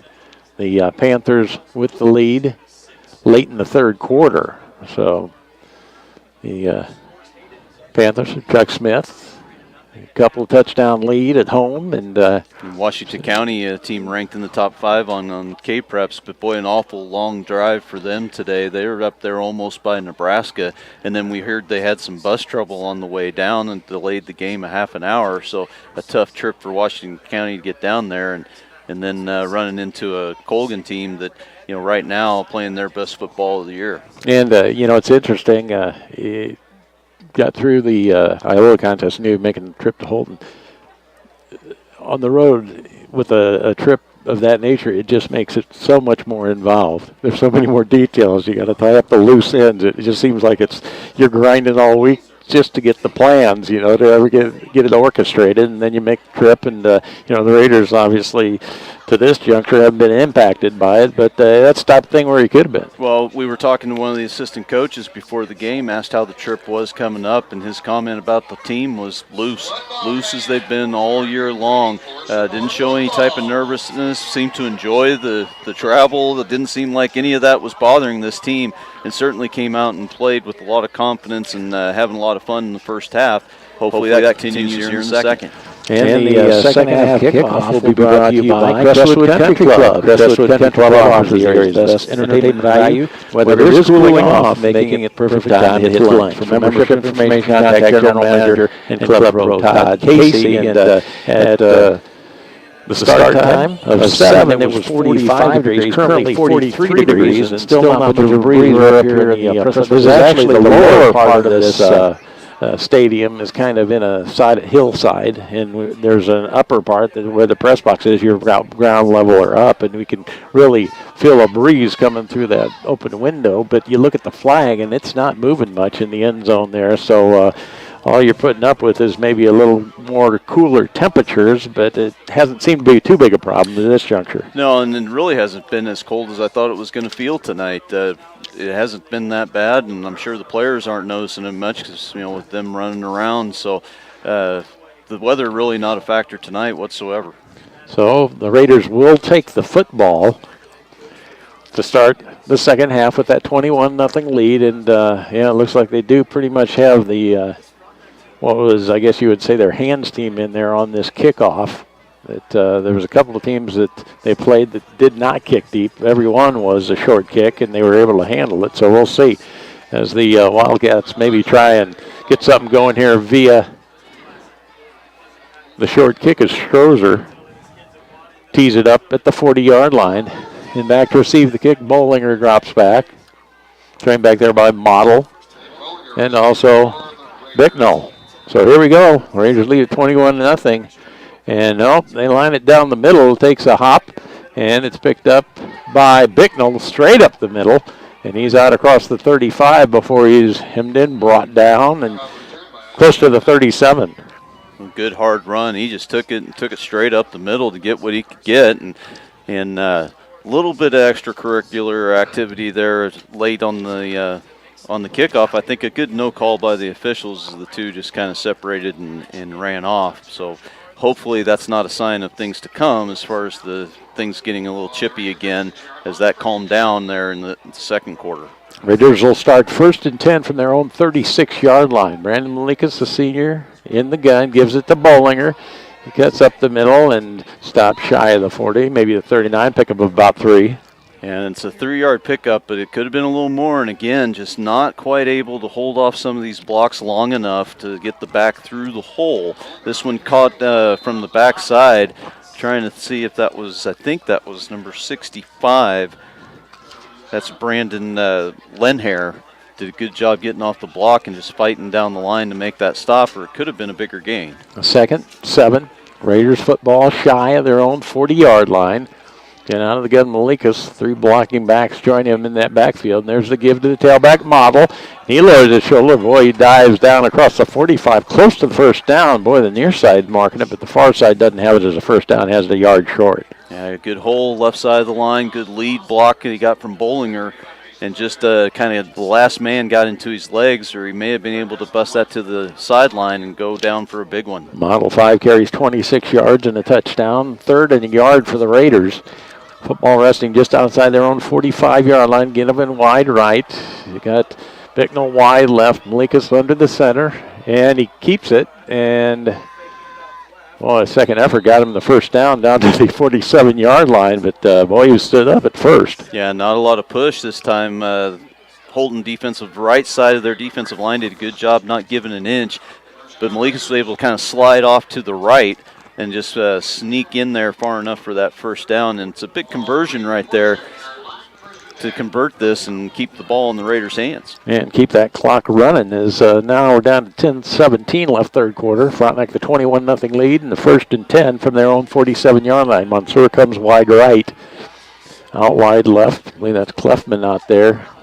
There's the give to Bollinger. Turns the corner. Dives into Wildcat territory down about the 48-yard line. Yeah, good job by Bollinger, and he gets to that edge and then planted one foot and caught it up the middle, and you just aren't going to argue with 5 or 6 yards to carry. So successful first down play. Now you got second down where the playbook is completely open. You can do whatever you want. Raiders from the Wildcats 48-yard line. Wide left Ginnivan, wide right Bicknell.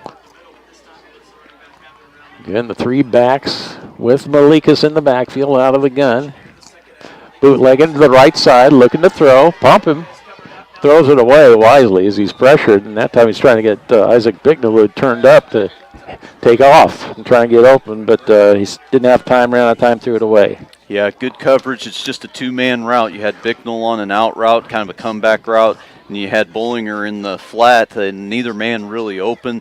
And, yeah, I was kind of waiting for Bicknell to turn it up the field and try to get a big play out of it, but just not able to get it turned up. Malika smartly just threw that one away, didn't have anywhere to go running the ball. 3rd and 5, Raiders from the Wildcats 48-yard line. Boy, taking a lot of time. Now they're going to take a timeout. So timeout Frontenac with 9:24 left third quarter. The Raiders with a 21-0 lead over Holton. We'll be back in 30 seconds. You're listening to Frontenac Raiders on Fox Sports 1340 AM.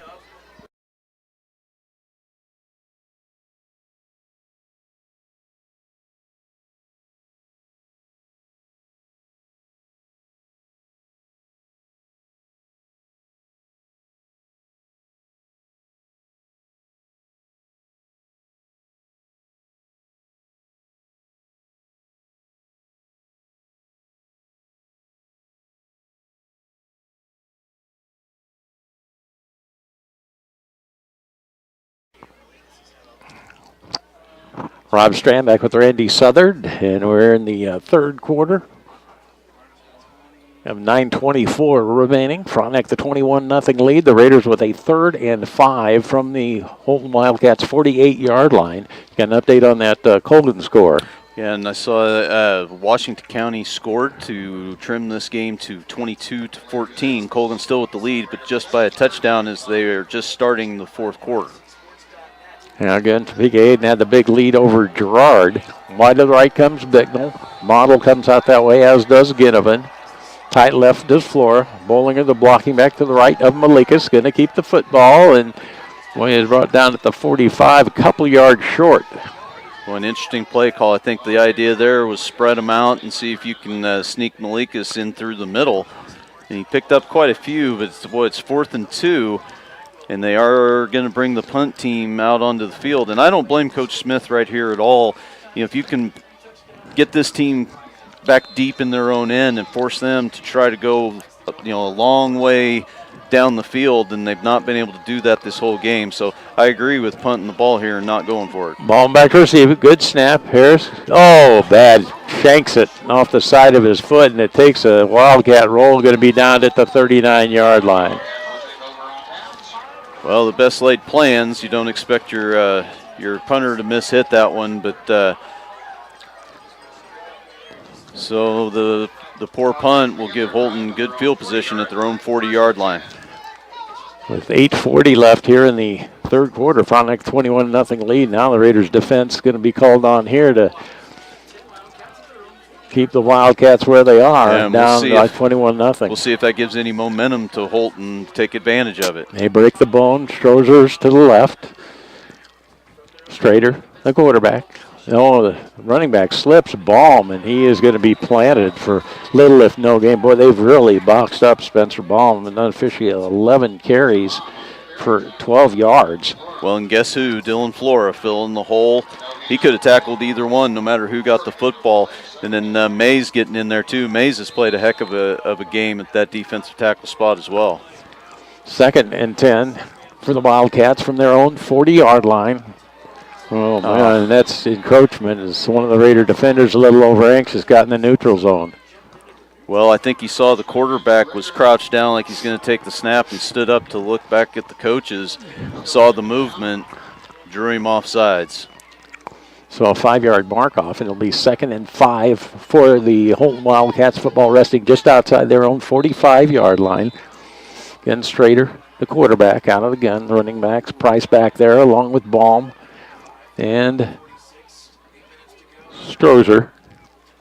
Right option. There's the pitch. Goes back to Strozer. Cuts inside, and he's got some room, and he is brought down. Malika's got him, but he got the first down. Well, that time I tell you, a really good block. Trying to see on my program. Apologize. I think that was Spencer Baum out there. Possibly that got a great block on Malikas. Malikas not able to get off the block to get to the ball carrier until he was kind of by him already. So this time the Raiders strung it out, but weren't quite able to get off the block to make the tackle. 1st and 10, Wildcats from the Raiders' 46-yard line. Going out of the gun, Bone behind Strader. Oh, snap, gives it to Baum, and he's got some room, cuts it up the middle, and he is going to be gang tackled down at the 21. The Raiders almost had the football out of his hands, but he was still able to turn it into a big gain. Well, this time the linebacker, he ended up missing at the line of scrimmage, and once he got into the second level, had a big gap, and absolutely Holton taking advantage of the poor punt, having the momentum and getting that ground game going. Doesn't carry his 37 yards for Baum. 1st and 10. There's the give, the dive to Price. And he is brought down near the 16-yard line for a pickup of 5, maybe 6 yards. And this is the first time since the opening drive of the game that Holton has got the Raider defense on their heels, not attacking near as much as they had, especially after that first drive of the game. 2nd and 4 for the Wildcats from the Raiders' 16-yard line. Against Strader, the football, gives it Strozer. Boy, he bounces off the first tacklers, and he's able to battle his way inside the 10 down near the 9, and he's got a first down. And just straight power football right now. The Raiders defense is going to have to bow up because on this drive, all the momentum in the world and that defensive line paying for it.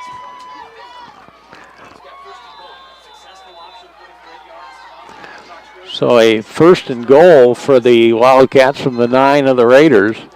And they give it the dive. That is Price.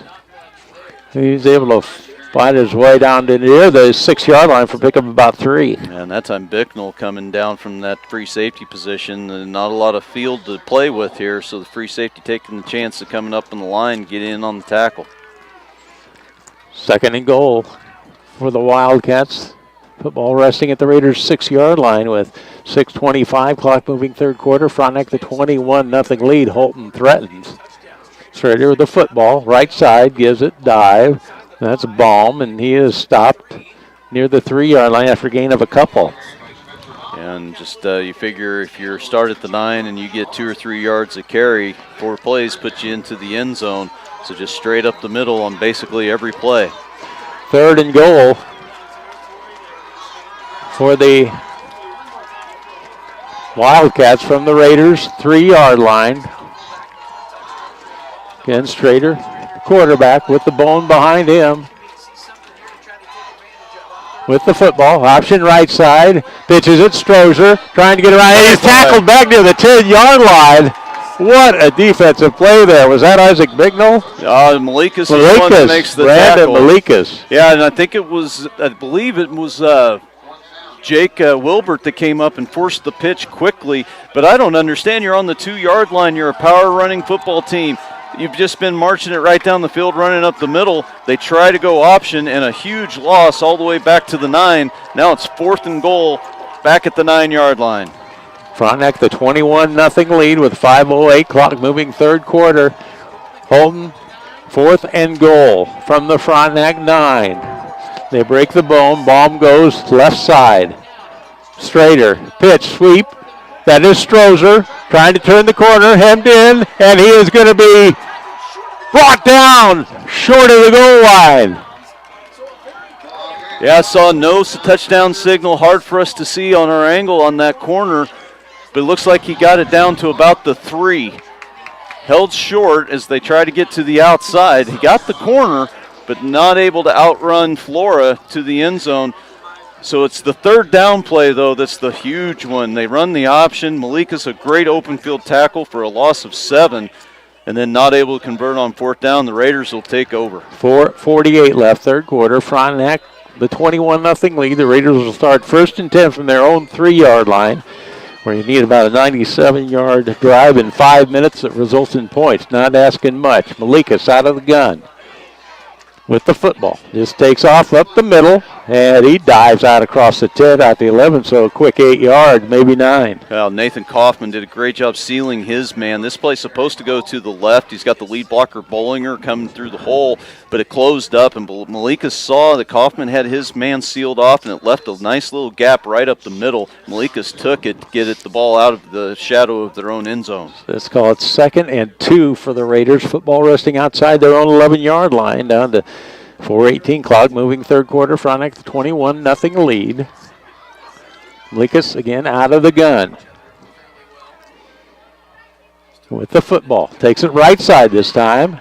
And he's out across the 15, and boy, is planted out of near the 16-yard line for the first down. Yeah, right sideline, great job, and that was Luke Lloyd this time. Pinned his man to the inside. Malikas able to step just outside of it. The end had a good job kicking his man out, so a natural hole and a nice first down for the Raiders. 15 carries, 102 yards for Brandon Malikas, and the 1st and 10 for the Raiders from their own 17. We're down to 3:55 left third quarter. Frontenac with the 21-0 lead, one wide out left, one right. Blocking back to each side of Malikas. There's the give. That is Model trying to turn the corner. Gets the corner turned. Still on his feet. He is out across the 35, 40, and dragged out at the 43-yard line. Well, the Raiders haven't tried to get outside all that much. They give it to Model, and he just sprints to the corner, outruns one defender, turns the ball up, and then again, missed tackles in the secondary for Holton.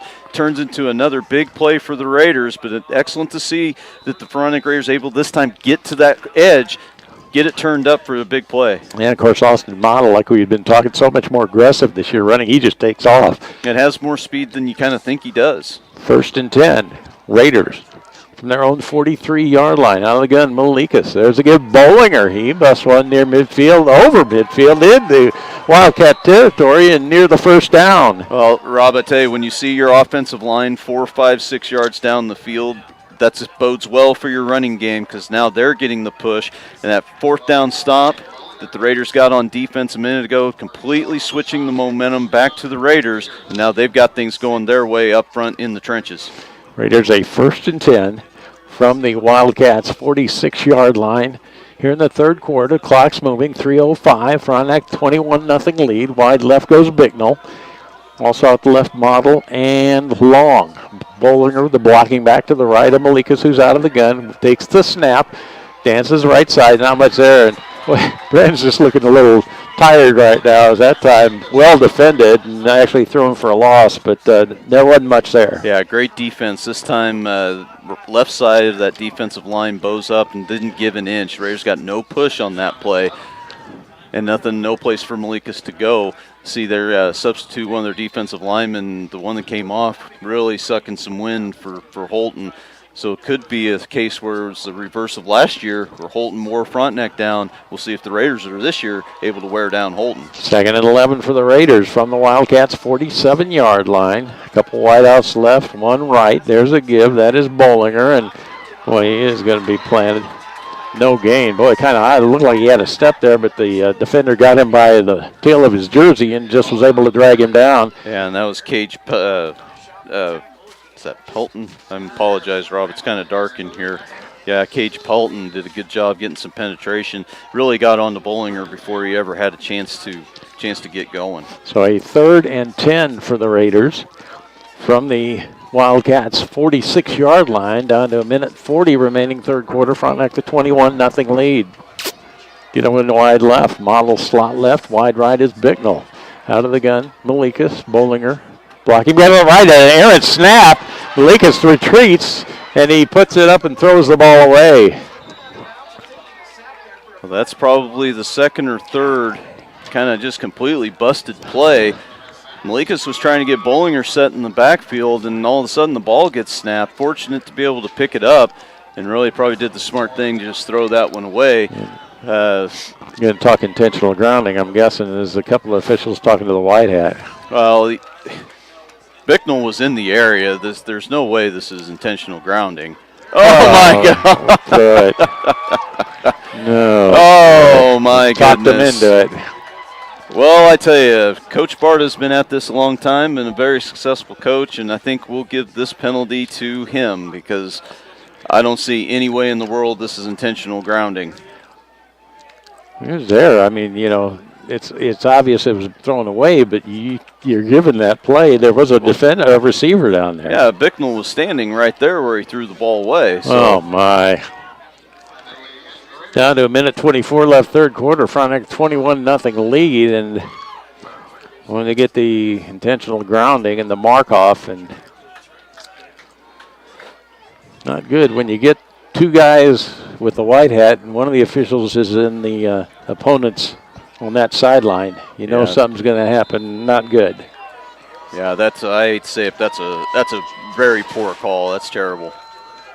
And good snap. Harris this time, a little better kick. Strozer back to get it. Better get it covered, but it's going to hit and take a Raider roll. And it's going to roll dead down about the 26-yard line. So actually that works out all right with 1:16 left third quarter. Frontenac 21-0 lead. But, oh boy, flirting with a long sustained drive and all of a sudden a few penalties pushes you back. And see how the defense responds again. Well, and that's what we talked about at halftime, just avoiding the big penalty. Now, I don't think that was actually a penalty, so I'm not going to give Malikas a hard time about it one bit. But the much better punt this time, and the best part was just no chance for a return. 1st and 10. Wildcats will start from their own 26-yard line.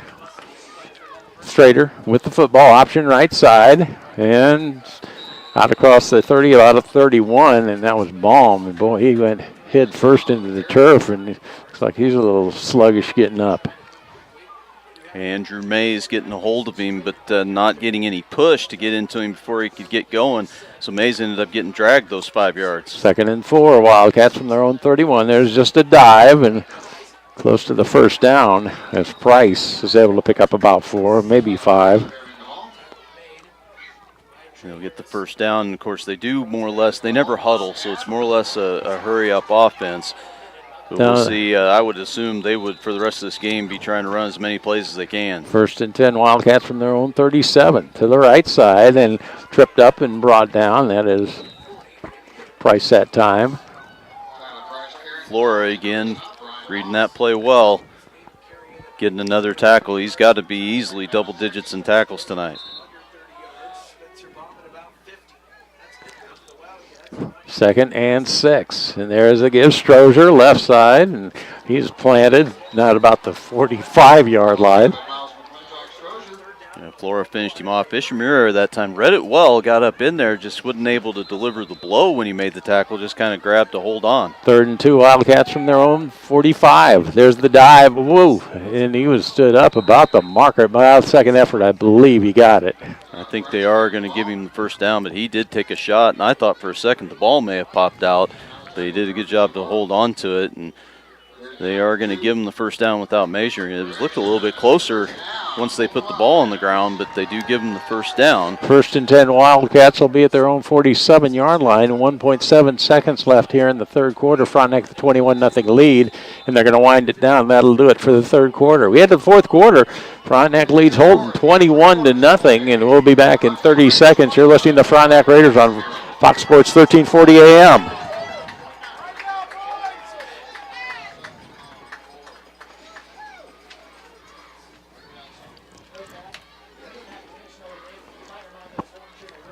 End of the third quarter. Frontenac leads at 21-0, and we'll be back in 30 seconds. You're listening to Frontenac Raiders on Fox Sports 1340 AM.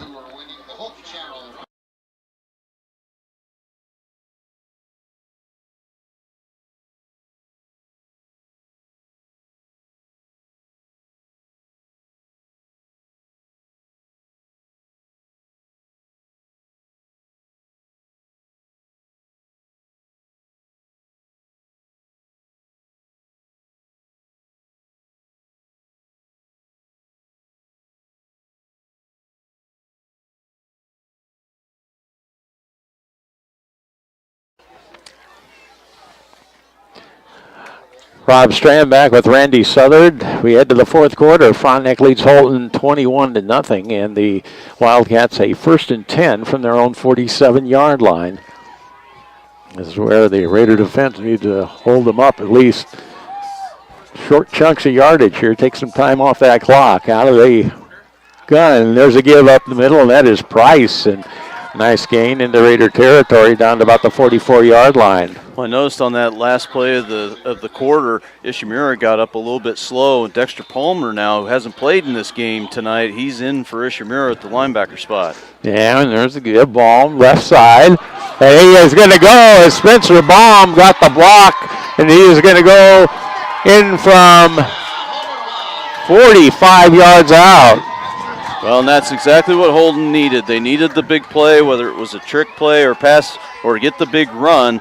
And this time Flora kind of had to go for that first mac through, got caught in the wash in the middle, wasn't able to scrape and get to the outside into that gap just outside the tackle. Wasn't able to get there, busted through the line, no one there left, easy touchdown.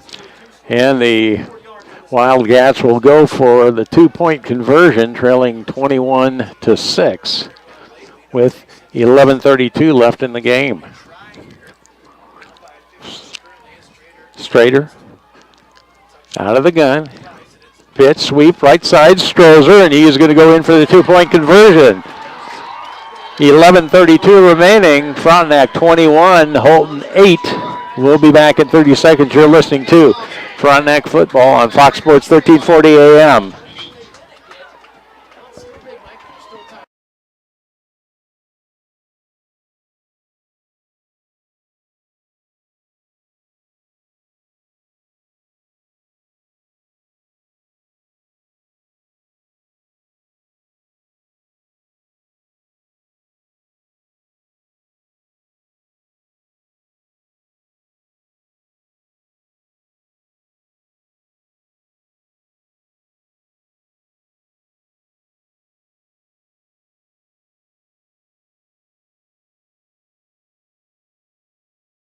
Yard line, Strozer, and again the hand squad in there. I don't know if they drilled it down the middle the last time, so we shall see, but impressive drive by the Wildcats. Absolutely, they're a quality football team. They're not going to roll over in this game, so no surprise they come out and get a score. Oh, and the onside kick is lost, and it looks like Holton got onto it. Absolutely they did. They took a high hop. The second man trying to catch it, bobbled the ball, and it bounced forward right to Holton. I tell you feel that momentum change, and now the Raider defense is going to have to step it up. First and 10, Holton Wildcats from the Frontenac Raiders. 42-yard line. Frontenac the 21-8 lead and 11:29 remaining. Now, so one thing about Frontenac, they have not panicked at all. They had the tough game against Columbus, were down late in that game, showed absolutely no panic, just went out and played their game. Out of the gun. That's Strader with the bone. There's a give, and that is Baum, and not much there. Well, there's still a scrum going on. Blow the whistle and get it over with here, guys. Well, Andrew Mays, really good job fighting off the block and making contact with some force. Able to stop that one really before it got going. So nice play by Mays. Notice too that Ishimura back in the game after being out for a couple plays. 2nd and 7. Baum left side, and he's loose once again. Ishimura can't catch him. He's got one man to beat, and he avoids a tackler and brought down inside the 5. Yeah, one broken tackle at the line of scrimmage, and he's off to the races. Exact same play. They go fake it to the right. They bring it back to the left. They get the exact same look out of the Raiders and not able to make a play. And then Holton in business yet again. So 1st and goal for the Wildcats at the Raiders' 4-yard line. Again, out of the gun, there's a give. And then for the score, that is Price from 4 yards out. Well, and momentum is a fickle thing in this football game tonight. All of a sudden, Holton, all the momentum in the world, and in that kind of hurry-up run offense, not allowing the Raiders to really breathe at all, pounding it right at them and having a lot of success in the last few minutes of this game. And, of course, with the score 21-14. And again, Wildcats to line up for the 2-point conversion. As Strader talking to some of his offensive line there with the football, gives it the dive, and he going in straight up the middle. And that is Price. Boy, we got a ball game. 21-16. Frontenac leads it with 10:47 remaining. We'll be back in 30 seconds. You're listening to Frontenac Football on Fox Sports 1340 AM.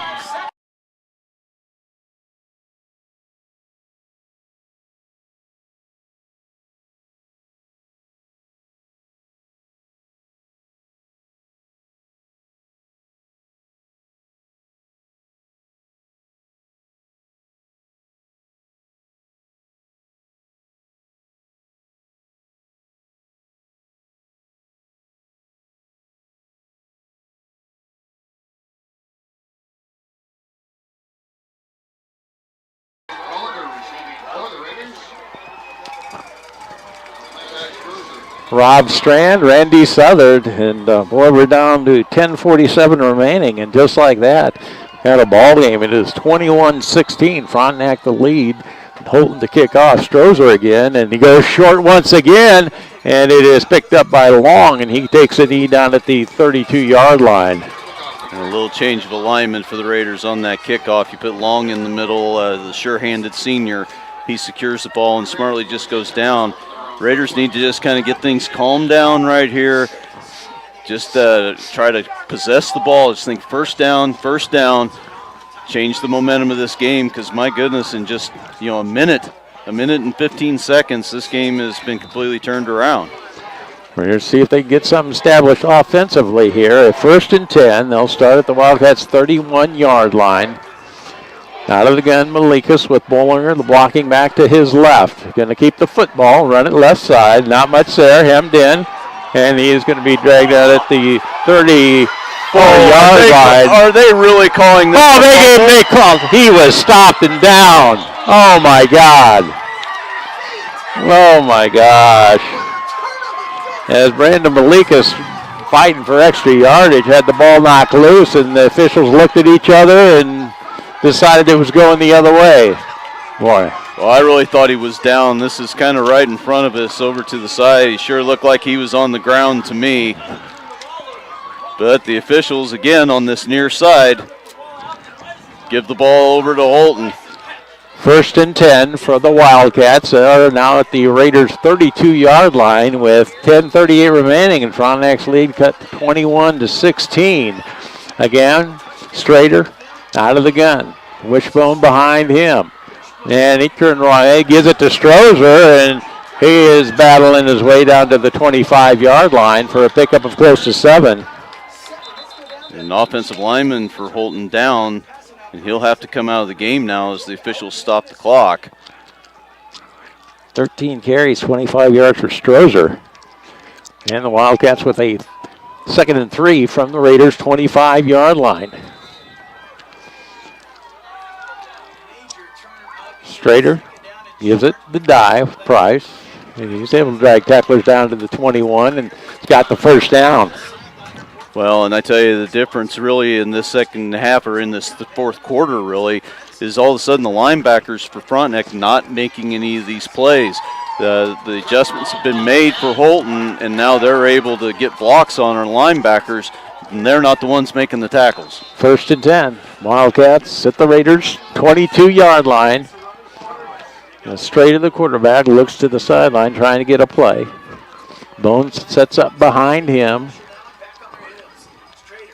with the snap. There's a good Strozer, and he is loose, and he is brought down at the 12-yard line. Well, the Raiders defense brings Flora again, covering up the center and both guards. The problem with that is that's one less middle linebacker on the field. So if the back gets past the line of scrimmage, there's only one backer left, and he's on the other side of the field. So a big hole there, and a nice pickup of 9 yards. And Holton on the move again. 2nd and a yard for the Wildcats from the Raiders' 12. And there's a give. That is Baum once again, and he follows the blocker down to the 5-yard line for a pickup of 7. And a big hole left side of the line. Gets that hole going again. Good hard running. It's amazing what some momentum will do to your running backs, how much harder you tend to run. First and goal for the Wildcats from the Raiders' 5-yard line. 9:24 left in the contest. Clock rolling. 21-16. Frontenac's lead threatened here. And there's a give. That's Baum, and he is close to the goal line. And he gets in for the score. Baum goes in from 5. Well, and just kept his feet moving, The officials have let these plays go. They've not been quick on calling forward progress. And even to his credit, he keeps his feet moving. They're able to push across the goal line to take the lead. And the 2-point conversion attempt coming up. We have 9:06 remaining. And Holton, the 22-21 lead. The Raiders were led at 21-0 until Baum scored with 11:32 the first points. And now down to 9:06. And Holton has the lead, and they'll go for a 2-point conversion, forced to call a timeout. So we have 9:06 remaining. Holton leads Frontenac 22-21. We'll be back in 30 seconds. You're listening to Frontenac Raiders on Fox Sports 1340 AM.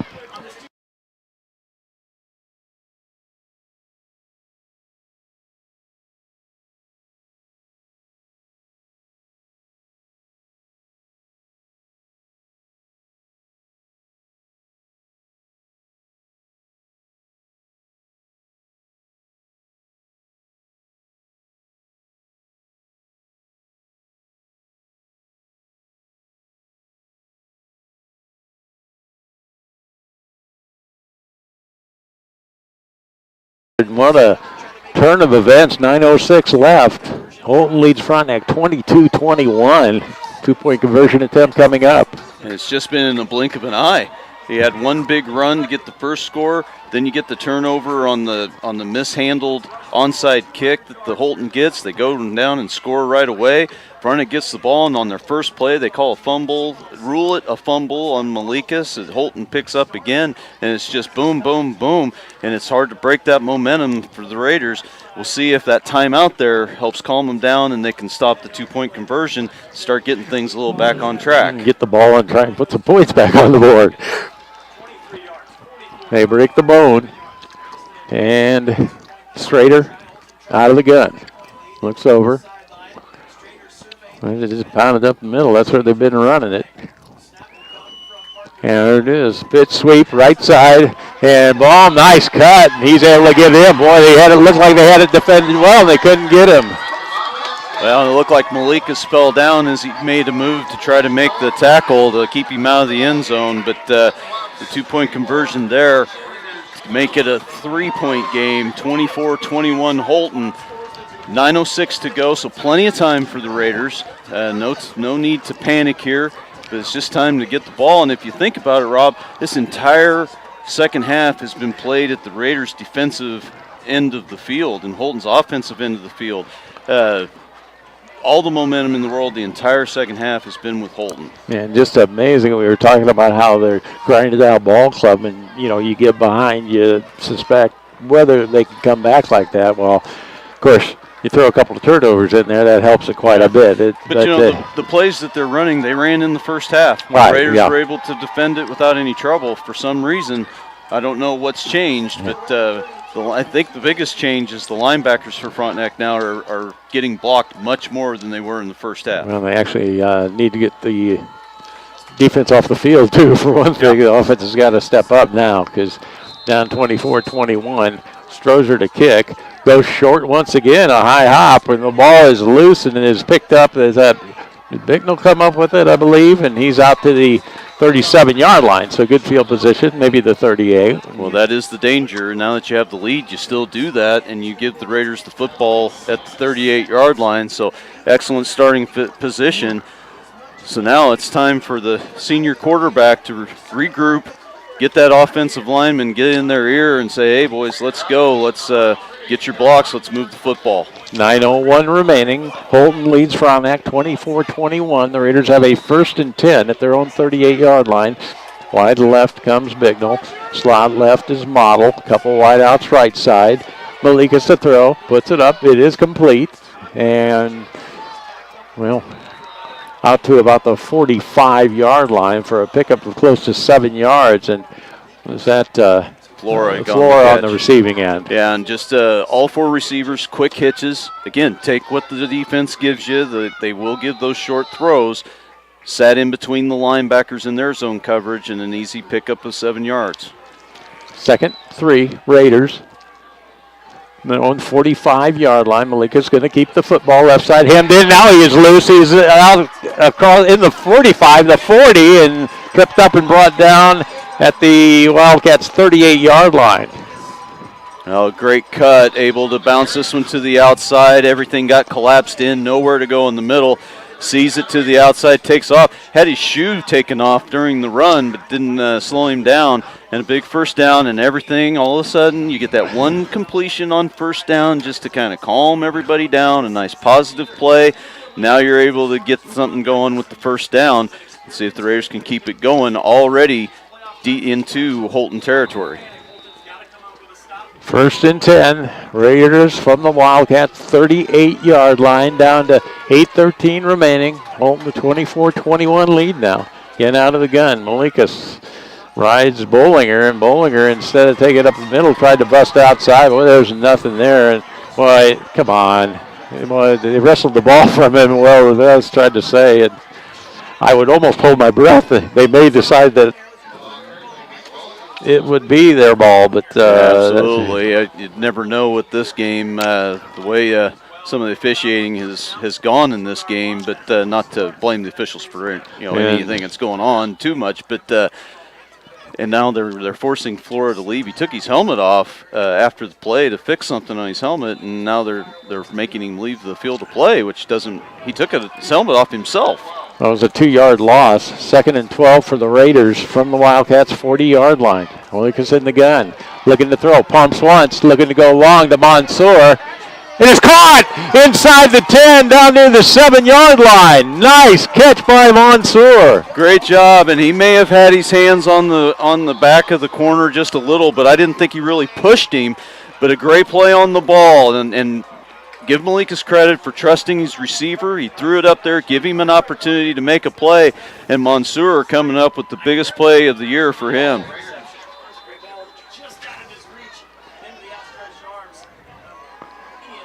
What a play by Mansour. The Raiders will have a 1st and goal from the Wildcats' 7-yard line. Malikas out of the gun.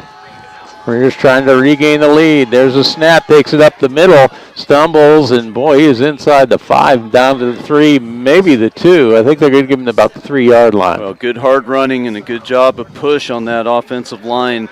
Not a lot there initially, but then getting some of that push going, just forcing their way down inside the 5.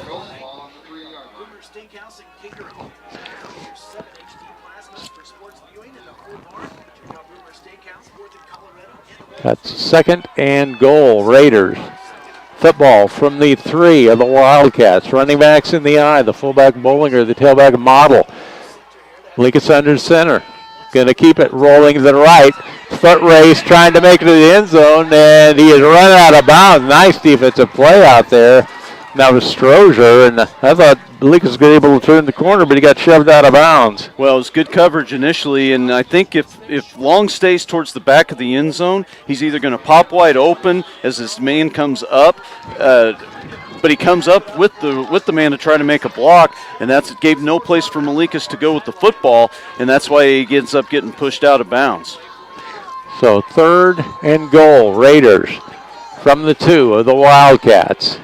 Well, they got the backfield back there. Lusker back there joins Bollinger and Model. They give the Model left side, scores from 2. Austin Model from a couple yards out. Raiders regain the lead. Well, this time left side of the line, even without Lusker on the line, got a really good push, and I think it was Luke Loy that came over to play on that left side, and then Lusker really came hard through that hole. I would not have wanted to be in front of that big man.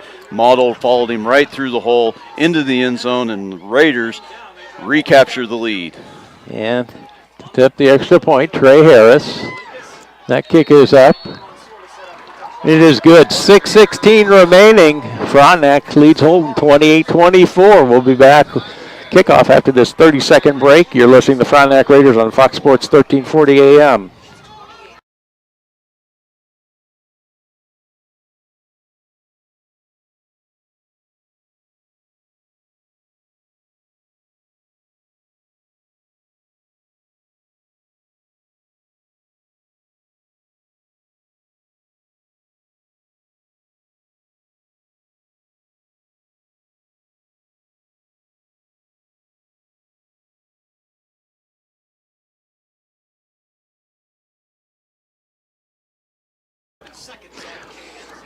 Rob Strand back with Randy Southard. We're down to 6:16 remaining. Frontenac regains the lead 28-24 over Holton, and the Raiders to kick off. Trey Harris has it teed up at the 40. Back to receive the kick. Drops Patch along with Baum. Strozer usually in there, but he is not.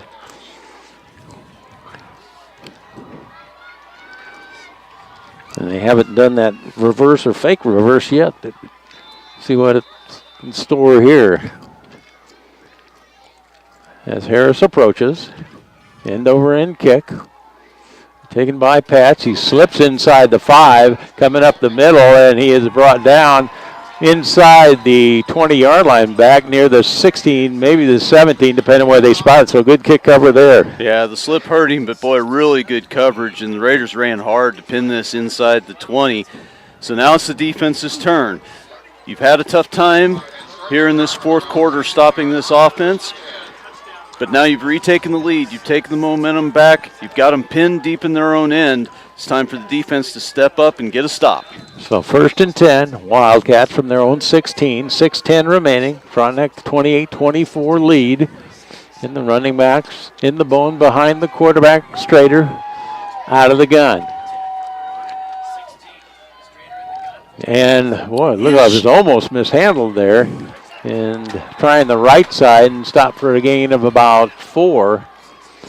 And trying to see, was that Strozer end up with? It looked like they almost mishandled the snap. Well, it's that same play. You fake it one way, you come back the other with the lead blocker. And that time the Raider linebacker just picked the wrong hole to fill. Raiders lucky it wasn't more. 2nd and 6 from the 20. Baum that left side once again, and he's brought down at the 25 after a gain of about 5. That's the same play, just to the other side. You fake it to the right, you come back basically ISO to the left. Linebackers are not getting quite wide enough. The backside backer of that fullback fake is going to have to stay home and stay just a little bit wider to fill that hole more properly. So 3rd and a yard for the Wildcats from their own 25-yard line.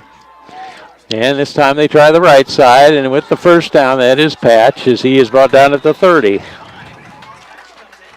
Yeah, and a good crease. And I tell you, Flora out there kind of holding his hand, arm hanging a little bit. I don't think his shoulder or possibly his forearm is feeling that great right now. 5:12 remaining. Frontenac 28-24 lead. Holton with a 1st and 10. The Wildcats from their own 30-yard line. And there's a give, left side, that's Patch, and he is dragged back after he got it out to about the 34-yard line for pickup of 4. Yeah, and there's plenty of time for Holton to do this. 4 yards here, 3 yards there. Plenty of time on the clock for them to do this all the way down the field. 2nd and 6, Wildcats from their own 34-yard line, trailing 28-24 with 4:43 remaining. The snap, and there's the give, dive. Boy, not much there that time as they just took the dive to the fullback Price. Blow the whistle, guys. Come on. My gosh. Well, now there's some, you talk about extracurricular activity, they're getting into it.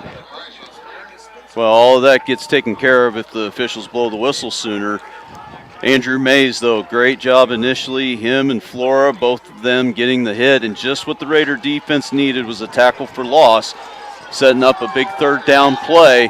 But you got to figure Holton, with 4 minutes to go in this game, is thinking 4 down territory. 3rd and 6, Wildcats from their own 34-yard line. And there's a pitch, sweep right side, it gets the block, cuts inside. Baum's got the 1st down, and he's brought down at the 44-yard line. Well, and a great hook block on the end. The last man on the defensive line for Frontenac gets hooked, gives a soft edge, 2 blockers out in front, and it's an easy pickup of the first down once you get that hook block. 1st and 10, Wildcats from their own 43 with 3:45 clock moving. Raiders lead it by 4. Strader gives the dive. That's Price. He's tripped up, but still able to get it out to the 49, a gain of about 6. Yeah, and they're running that just outside of where the linebacker's filling the hole. They've just got to adjust to that, slide over just a little bit more. 2nd, 5. Wildcats from their own 49-yard line. And this time they try to rise Strozier. No, not much, as he's down to the Raider 48-yard line. And Cal Strand this time able to get off a block and make a play. Nice play by the junior. 16 carries, 42 yards for Strozier. A 3rd and a yard. Wildcats from the Raiders 49-yard line. Down to 3 minutes left. We're on that 28-24 lead, but the Wildcats on the move. Raider defense going to have to hold another time. Low snap, and the quarterback, nice effort there. I think he got close to the first down if he didn't get it. Well, it's going to be real close. The spot on the far side doesn't look like he has it, but it's hard to tell what the spot on the near side is. Give it to the guy on the near side to place the ball. One in front of the home bench. And it looks like they're going to call the chains out and measure. And I thought that at first, when Low Snap became down, it looked like he had a surge to get it. But, well, it's the second time they've had a bad snap on a short yardage play, and both times quarterbacks made a nice play. But I tell you, the chains come out maybe just what the doctor ordered for the Raider defense. They're able to kind of catch their breath, whether he's got the first down or not. We're short. Just short. Just short. Wow. Wow. That'll set up 4th and inches. Down to 2:36 left. Frontenac 4-point lead, 28-24. Wildcats. With the 4th and inches, now the sign over the far side is 3rd down. It is 4th, right? Yes, it is 4th down. Yeah, they changed it. Okay, here we go. See. And that's Strader, quarterback spot. Gets the snap, gives the dive, got the first down. That is Price. He is down to the 44.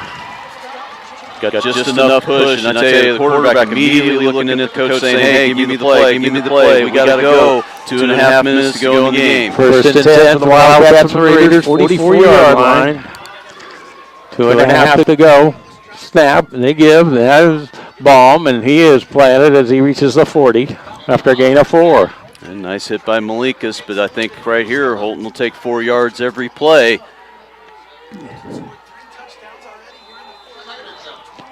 2nd and 7.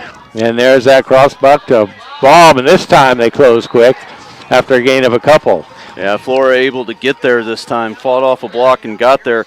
Also, Lusker's moved to that defensive end spot on the other side of the field. He was able to come off a block and make a play, setting up 3rd down. 3rd and 4, Wildcats from the 38. And there's the give. Strozer's got the first down, I believe, down to the 34-yard line. Yeah, he's going to have it by just maybe the length of the football. I think he does have the first down. Clock now stopped while they'll move the chains. While they're taking a look at it, it looks like they're going to measure again.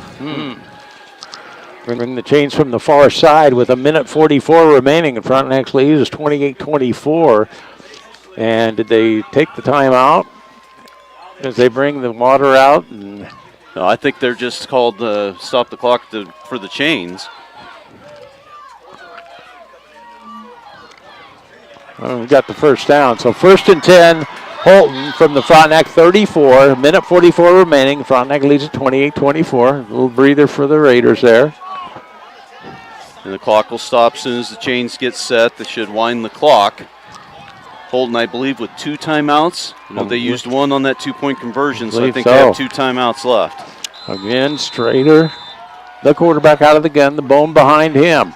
There's the give, and they give it to Baum, again the left side, and not much doing. Got it out to 32 for a gain of a couple. Well, better defense there, filled all those gaps on that defensive line. Not a lot of running room. 2nd and let's call it 7 from the 31 for the Wildcats. Strozier, and he dives down to the 26. for a gain of about 5. Now timeout. Holton's going to take their second timeout. So 18 carries, 52 yards for Strozier. Minute 14 remaining, 28-24. Frontenac the lead. Boy, I tell you, 3rd and 1, perfect time for a little play action. Try to get the touchdown right now. If you're Holton, I wouldn't be surprised one bit if that's the call here, because you know even if it's not there, you throw it away and you still have 4th down to go for it. Well, they haven't. The White Hat came over and talked to one of the coaches, and wonder if there's something to do with the clock. Yeah, I think they're wanting to put more. They're going to put another second on the clock, I think, if I heard that right. Yeah, 1 minute and 15 seconds. They just added 1 second.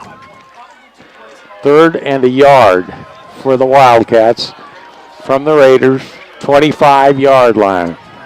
We were talking about turnovers by the Wildcats during the season. What Raiders are hoping for one right about now.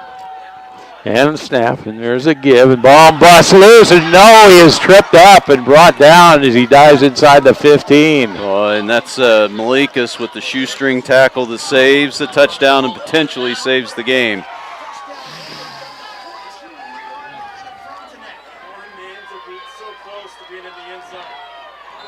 And here we go, 1st and 10. Wildcats from the Raiders 14. And there's a pitch, sweep the right side. That is Strozier. He is inside the 10, down to about the 9. Well, a better job of not getting hooked by Wilbert this time, but then he forced it in. Just not able to quite make the tackle, so they gave up some quality yards. Down to 49 seconds left. 2nd and 5 for the Wildcats inside the Raiders' 10-yard line. There's a give. Baum, he dives down to the 6, gain of about 3. And it's going to be set up a 3rd and short. Clock running. Down to 30 seconds to go. 3rd and 2 for the Wildcats from the 6. And there's the give. That is Price. He is down about the 3 after a gain of a couple. I believe he got the 1st down. Yeah, that's a 1st down. So clock's going to stop while they get everything reset. 23 seconds to go at the 3-yard line. Again, out of the gun. They break the bone to the right side of Strozier. The timeout is going to be called by the Frontenac Raider trying to reset this defense. Boy, we're going to have a very exciting 23.5 seconds remaining with Frontenac leading at 28-24 and Holton with a 1st and goal from the Raiders 3. And the ball control, they go the length of the field, and here they are with an opportunity to take the lead and not leave much time on the clock. Yeah, and a big part of this second half has been the hurry-up part of it, just to be one play right after another, not giving the Frontenac defense really a chance to catch their breath or get reset or think about what's going on, just right on them, and been able to move the ball in there here in this 4th quarter, pretty much whatever they want to do. I think an excellent timeout taken by Coach Smith. Get everybody calm down, give them a breather, talk about the gap control defense here, and see if somebody can come up with a big defensive play. Wildcats 1st and goal from the Raiders 3. 23.5 seconds remaining. Frontenac the 28-24 lead. They break the bone. Strozier goes to the right side. Price the fullback. Baum the running back. Strader, quarterback, the junior, out of the gun. Here we go after the timeout by the Raiders. And there is a give, and that is Baum. And I believe they got him. Boy, he is sure.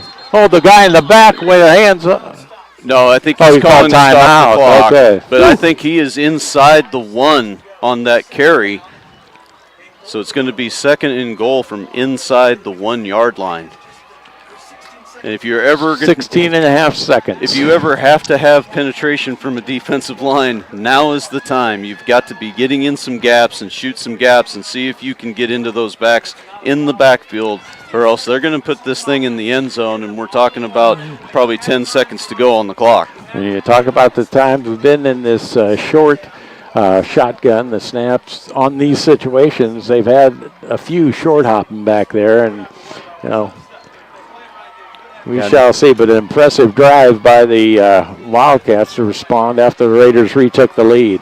Somebody on that defense is going to have to make a big play. That's all. That's what it boils down to right here. So here we go. 16 and a half seconds left. 28-24 Frontenac leads, and Holton with a second and goal at the Raider 1.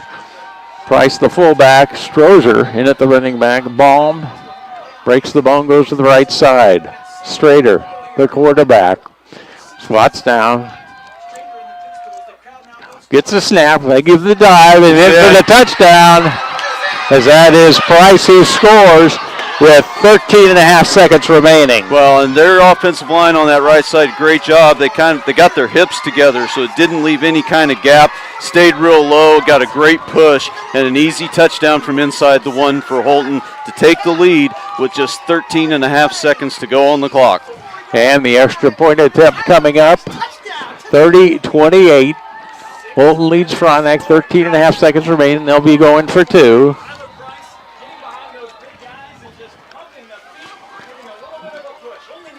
And what a drive in response after the Raiders retook the lead.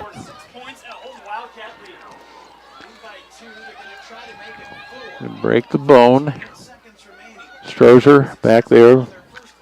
And there's a pitch, sweep to the left side. Strozer cuts inside and he goes in. 2-point conversion is good. 13 and a half seconds left. Holton 32, Frontenac 28. We'll be back in 30 seconds. You're listening to Frontenac Football on Fox Sports 1340 AM.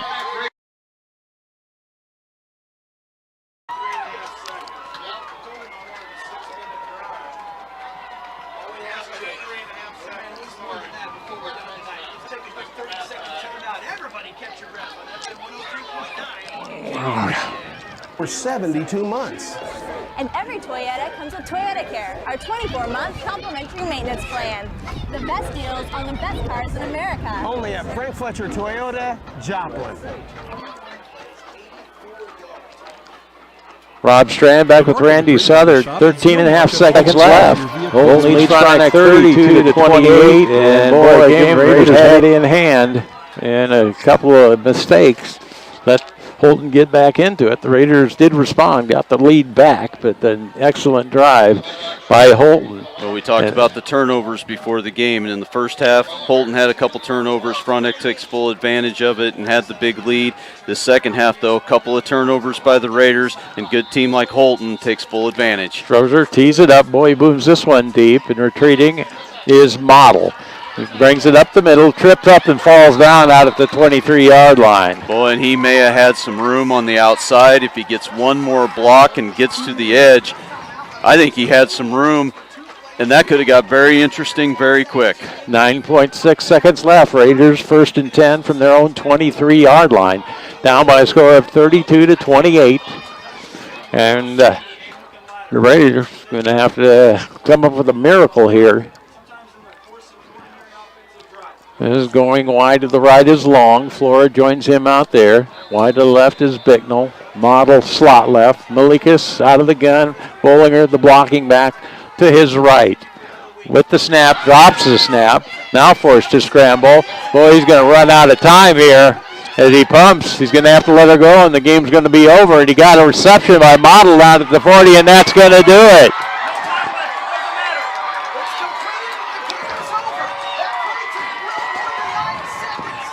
About a 40-yard game, but the Raiders going to fall short. And Holton knocks off Frontenac 32-28.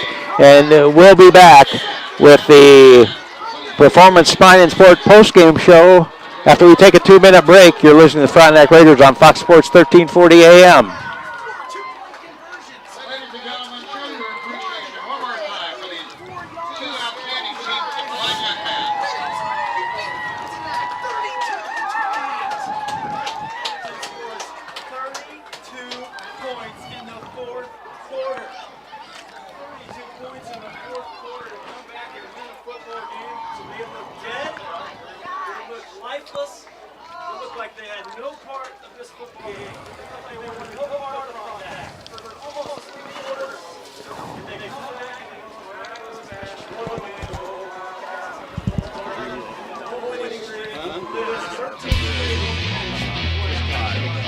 Why should you choose Pittsburg State University? Nationally recognized academics.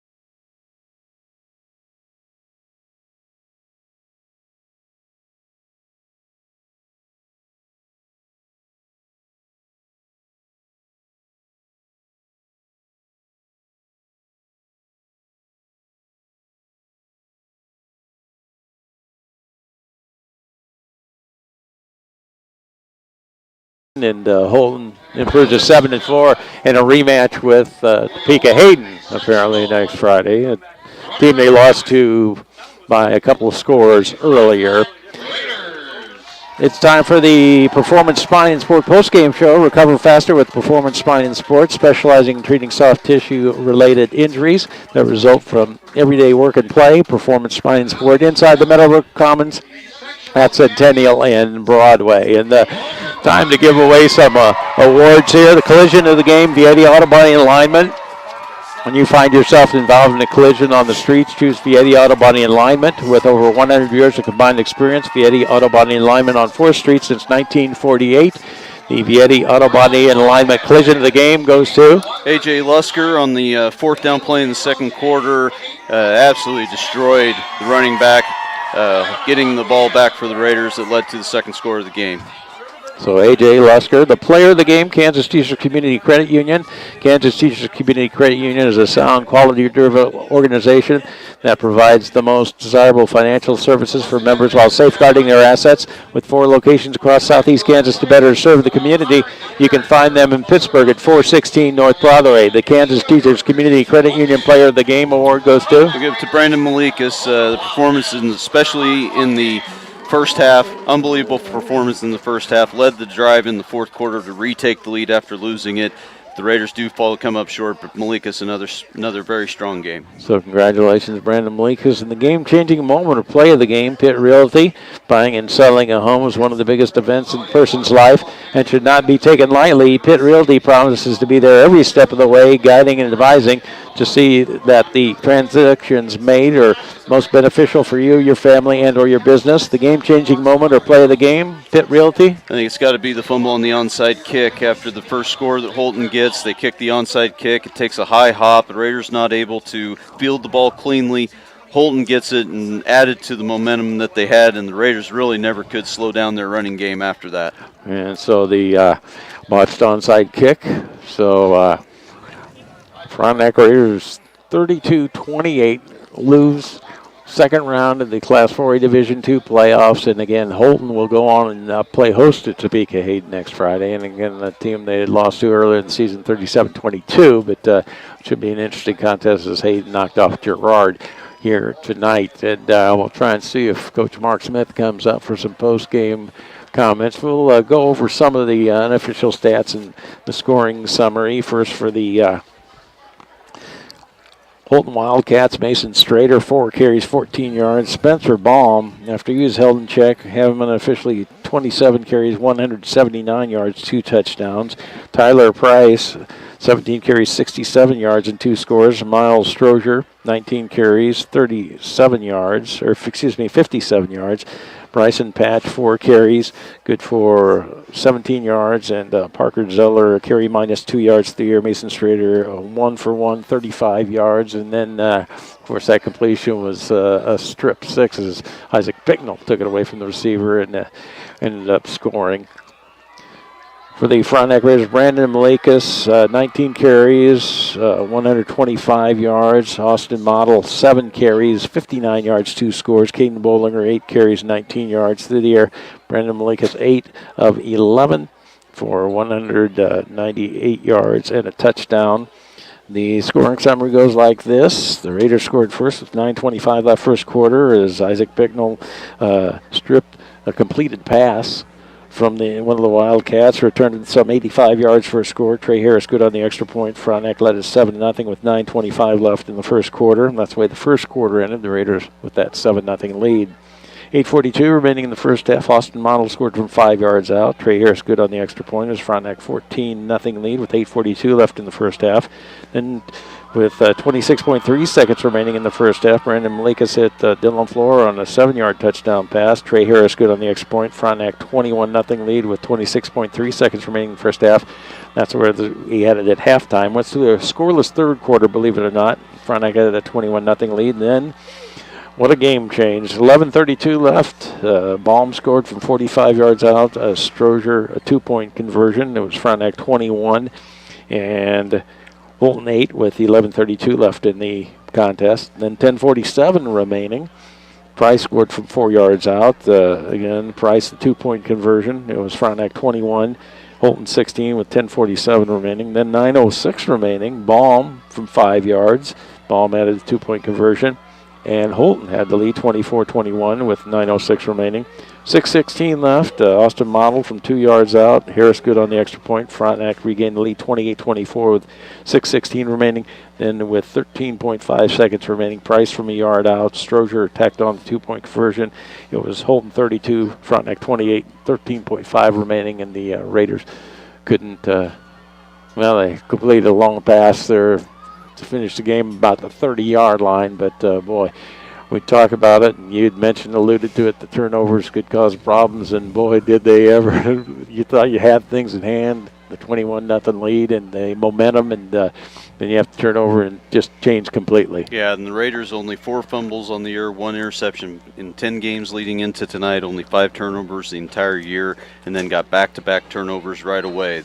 If you want to call the not fielding the onside kick or a turnover, and then the Malika's fumble, and really it was those 2 plays that completely turned the momentum of this game into Holton's favor. And I know you're going to make that trip all the longer heading down to Frontenac after this disappointing 32-28 loss. But I'll tell you what, you can't say enough about some of those seniors who played their last game. What a talented group that's been, and what a career they've had. Absolutely, and shouldn't diminish the type of year that the Raiders have had this year. Tremendous season, just falling up much shorter than what they had in mind. And why don't we take another 2-minute break, 2 minutes, and then we'll see if get some words from Coach Mark Smith. If not, we'll wrap it up. We'll take another 2-minute break, and you're listening to Frontenac Raiders on Fox Sports 1340 AM.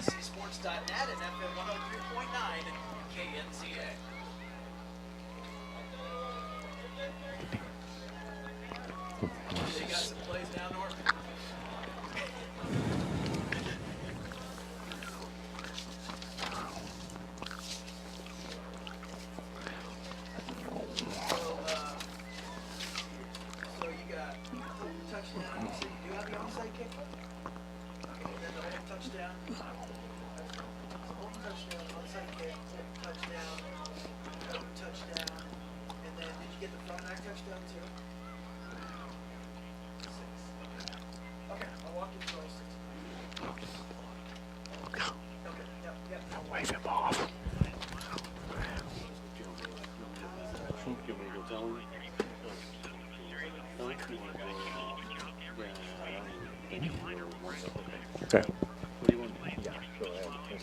Yeah. Well, he's heading here.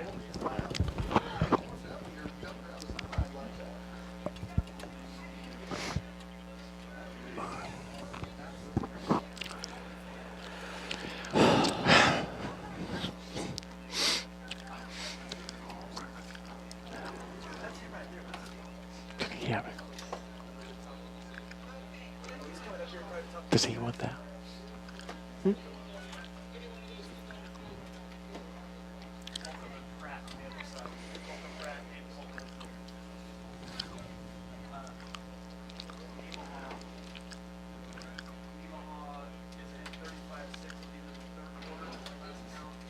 Loudermouth.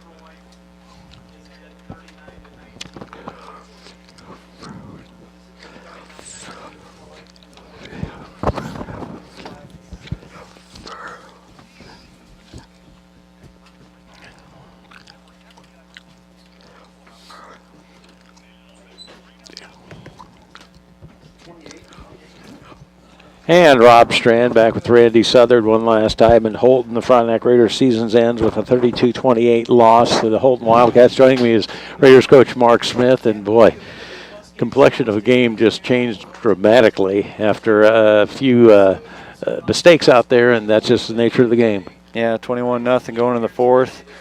Our defense was playing tremendous. I thought we were full of energy, kept our focus. We just gave up the counter play for a big touchdown, gave them a little boost, a little confidence, and then just had a mishap on the squib kick, couldn't handle it. They got the ball in great field position, scored pretty quick.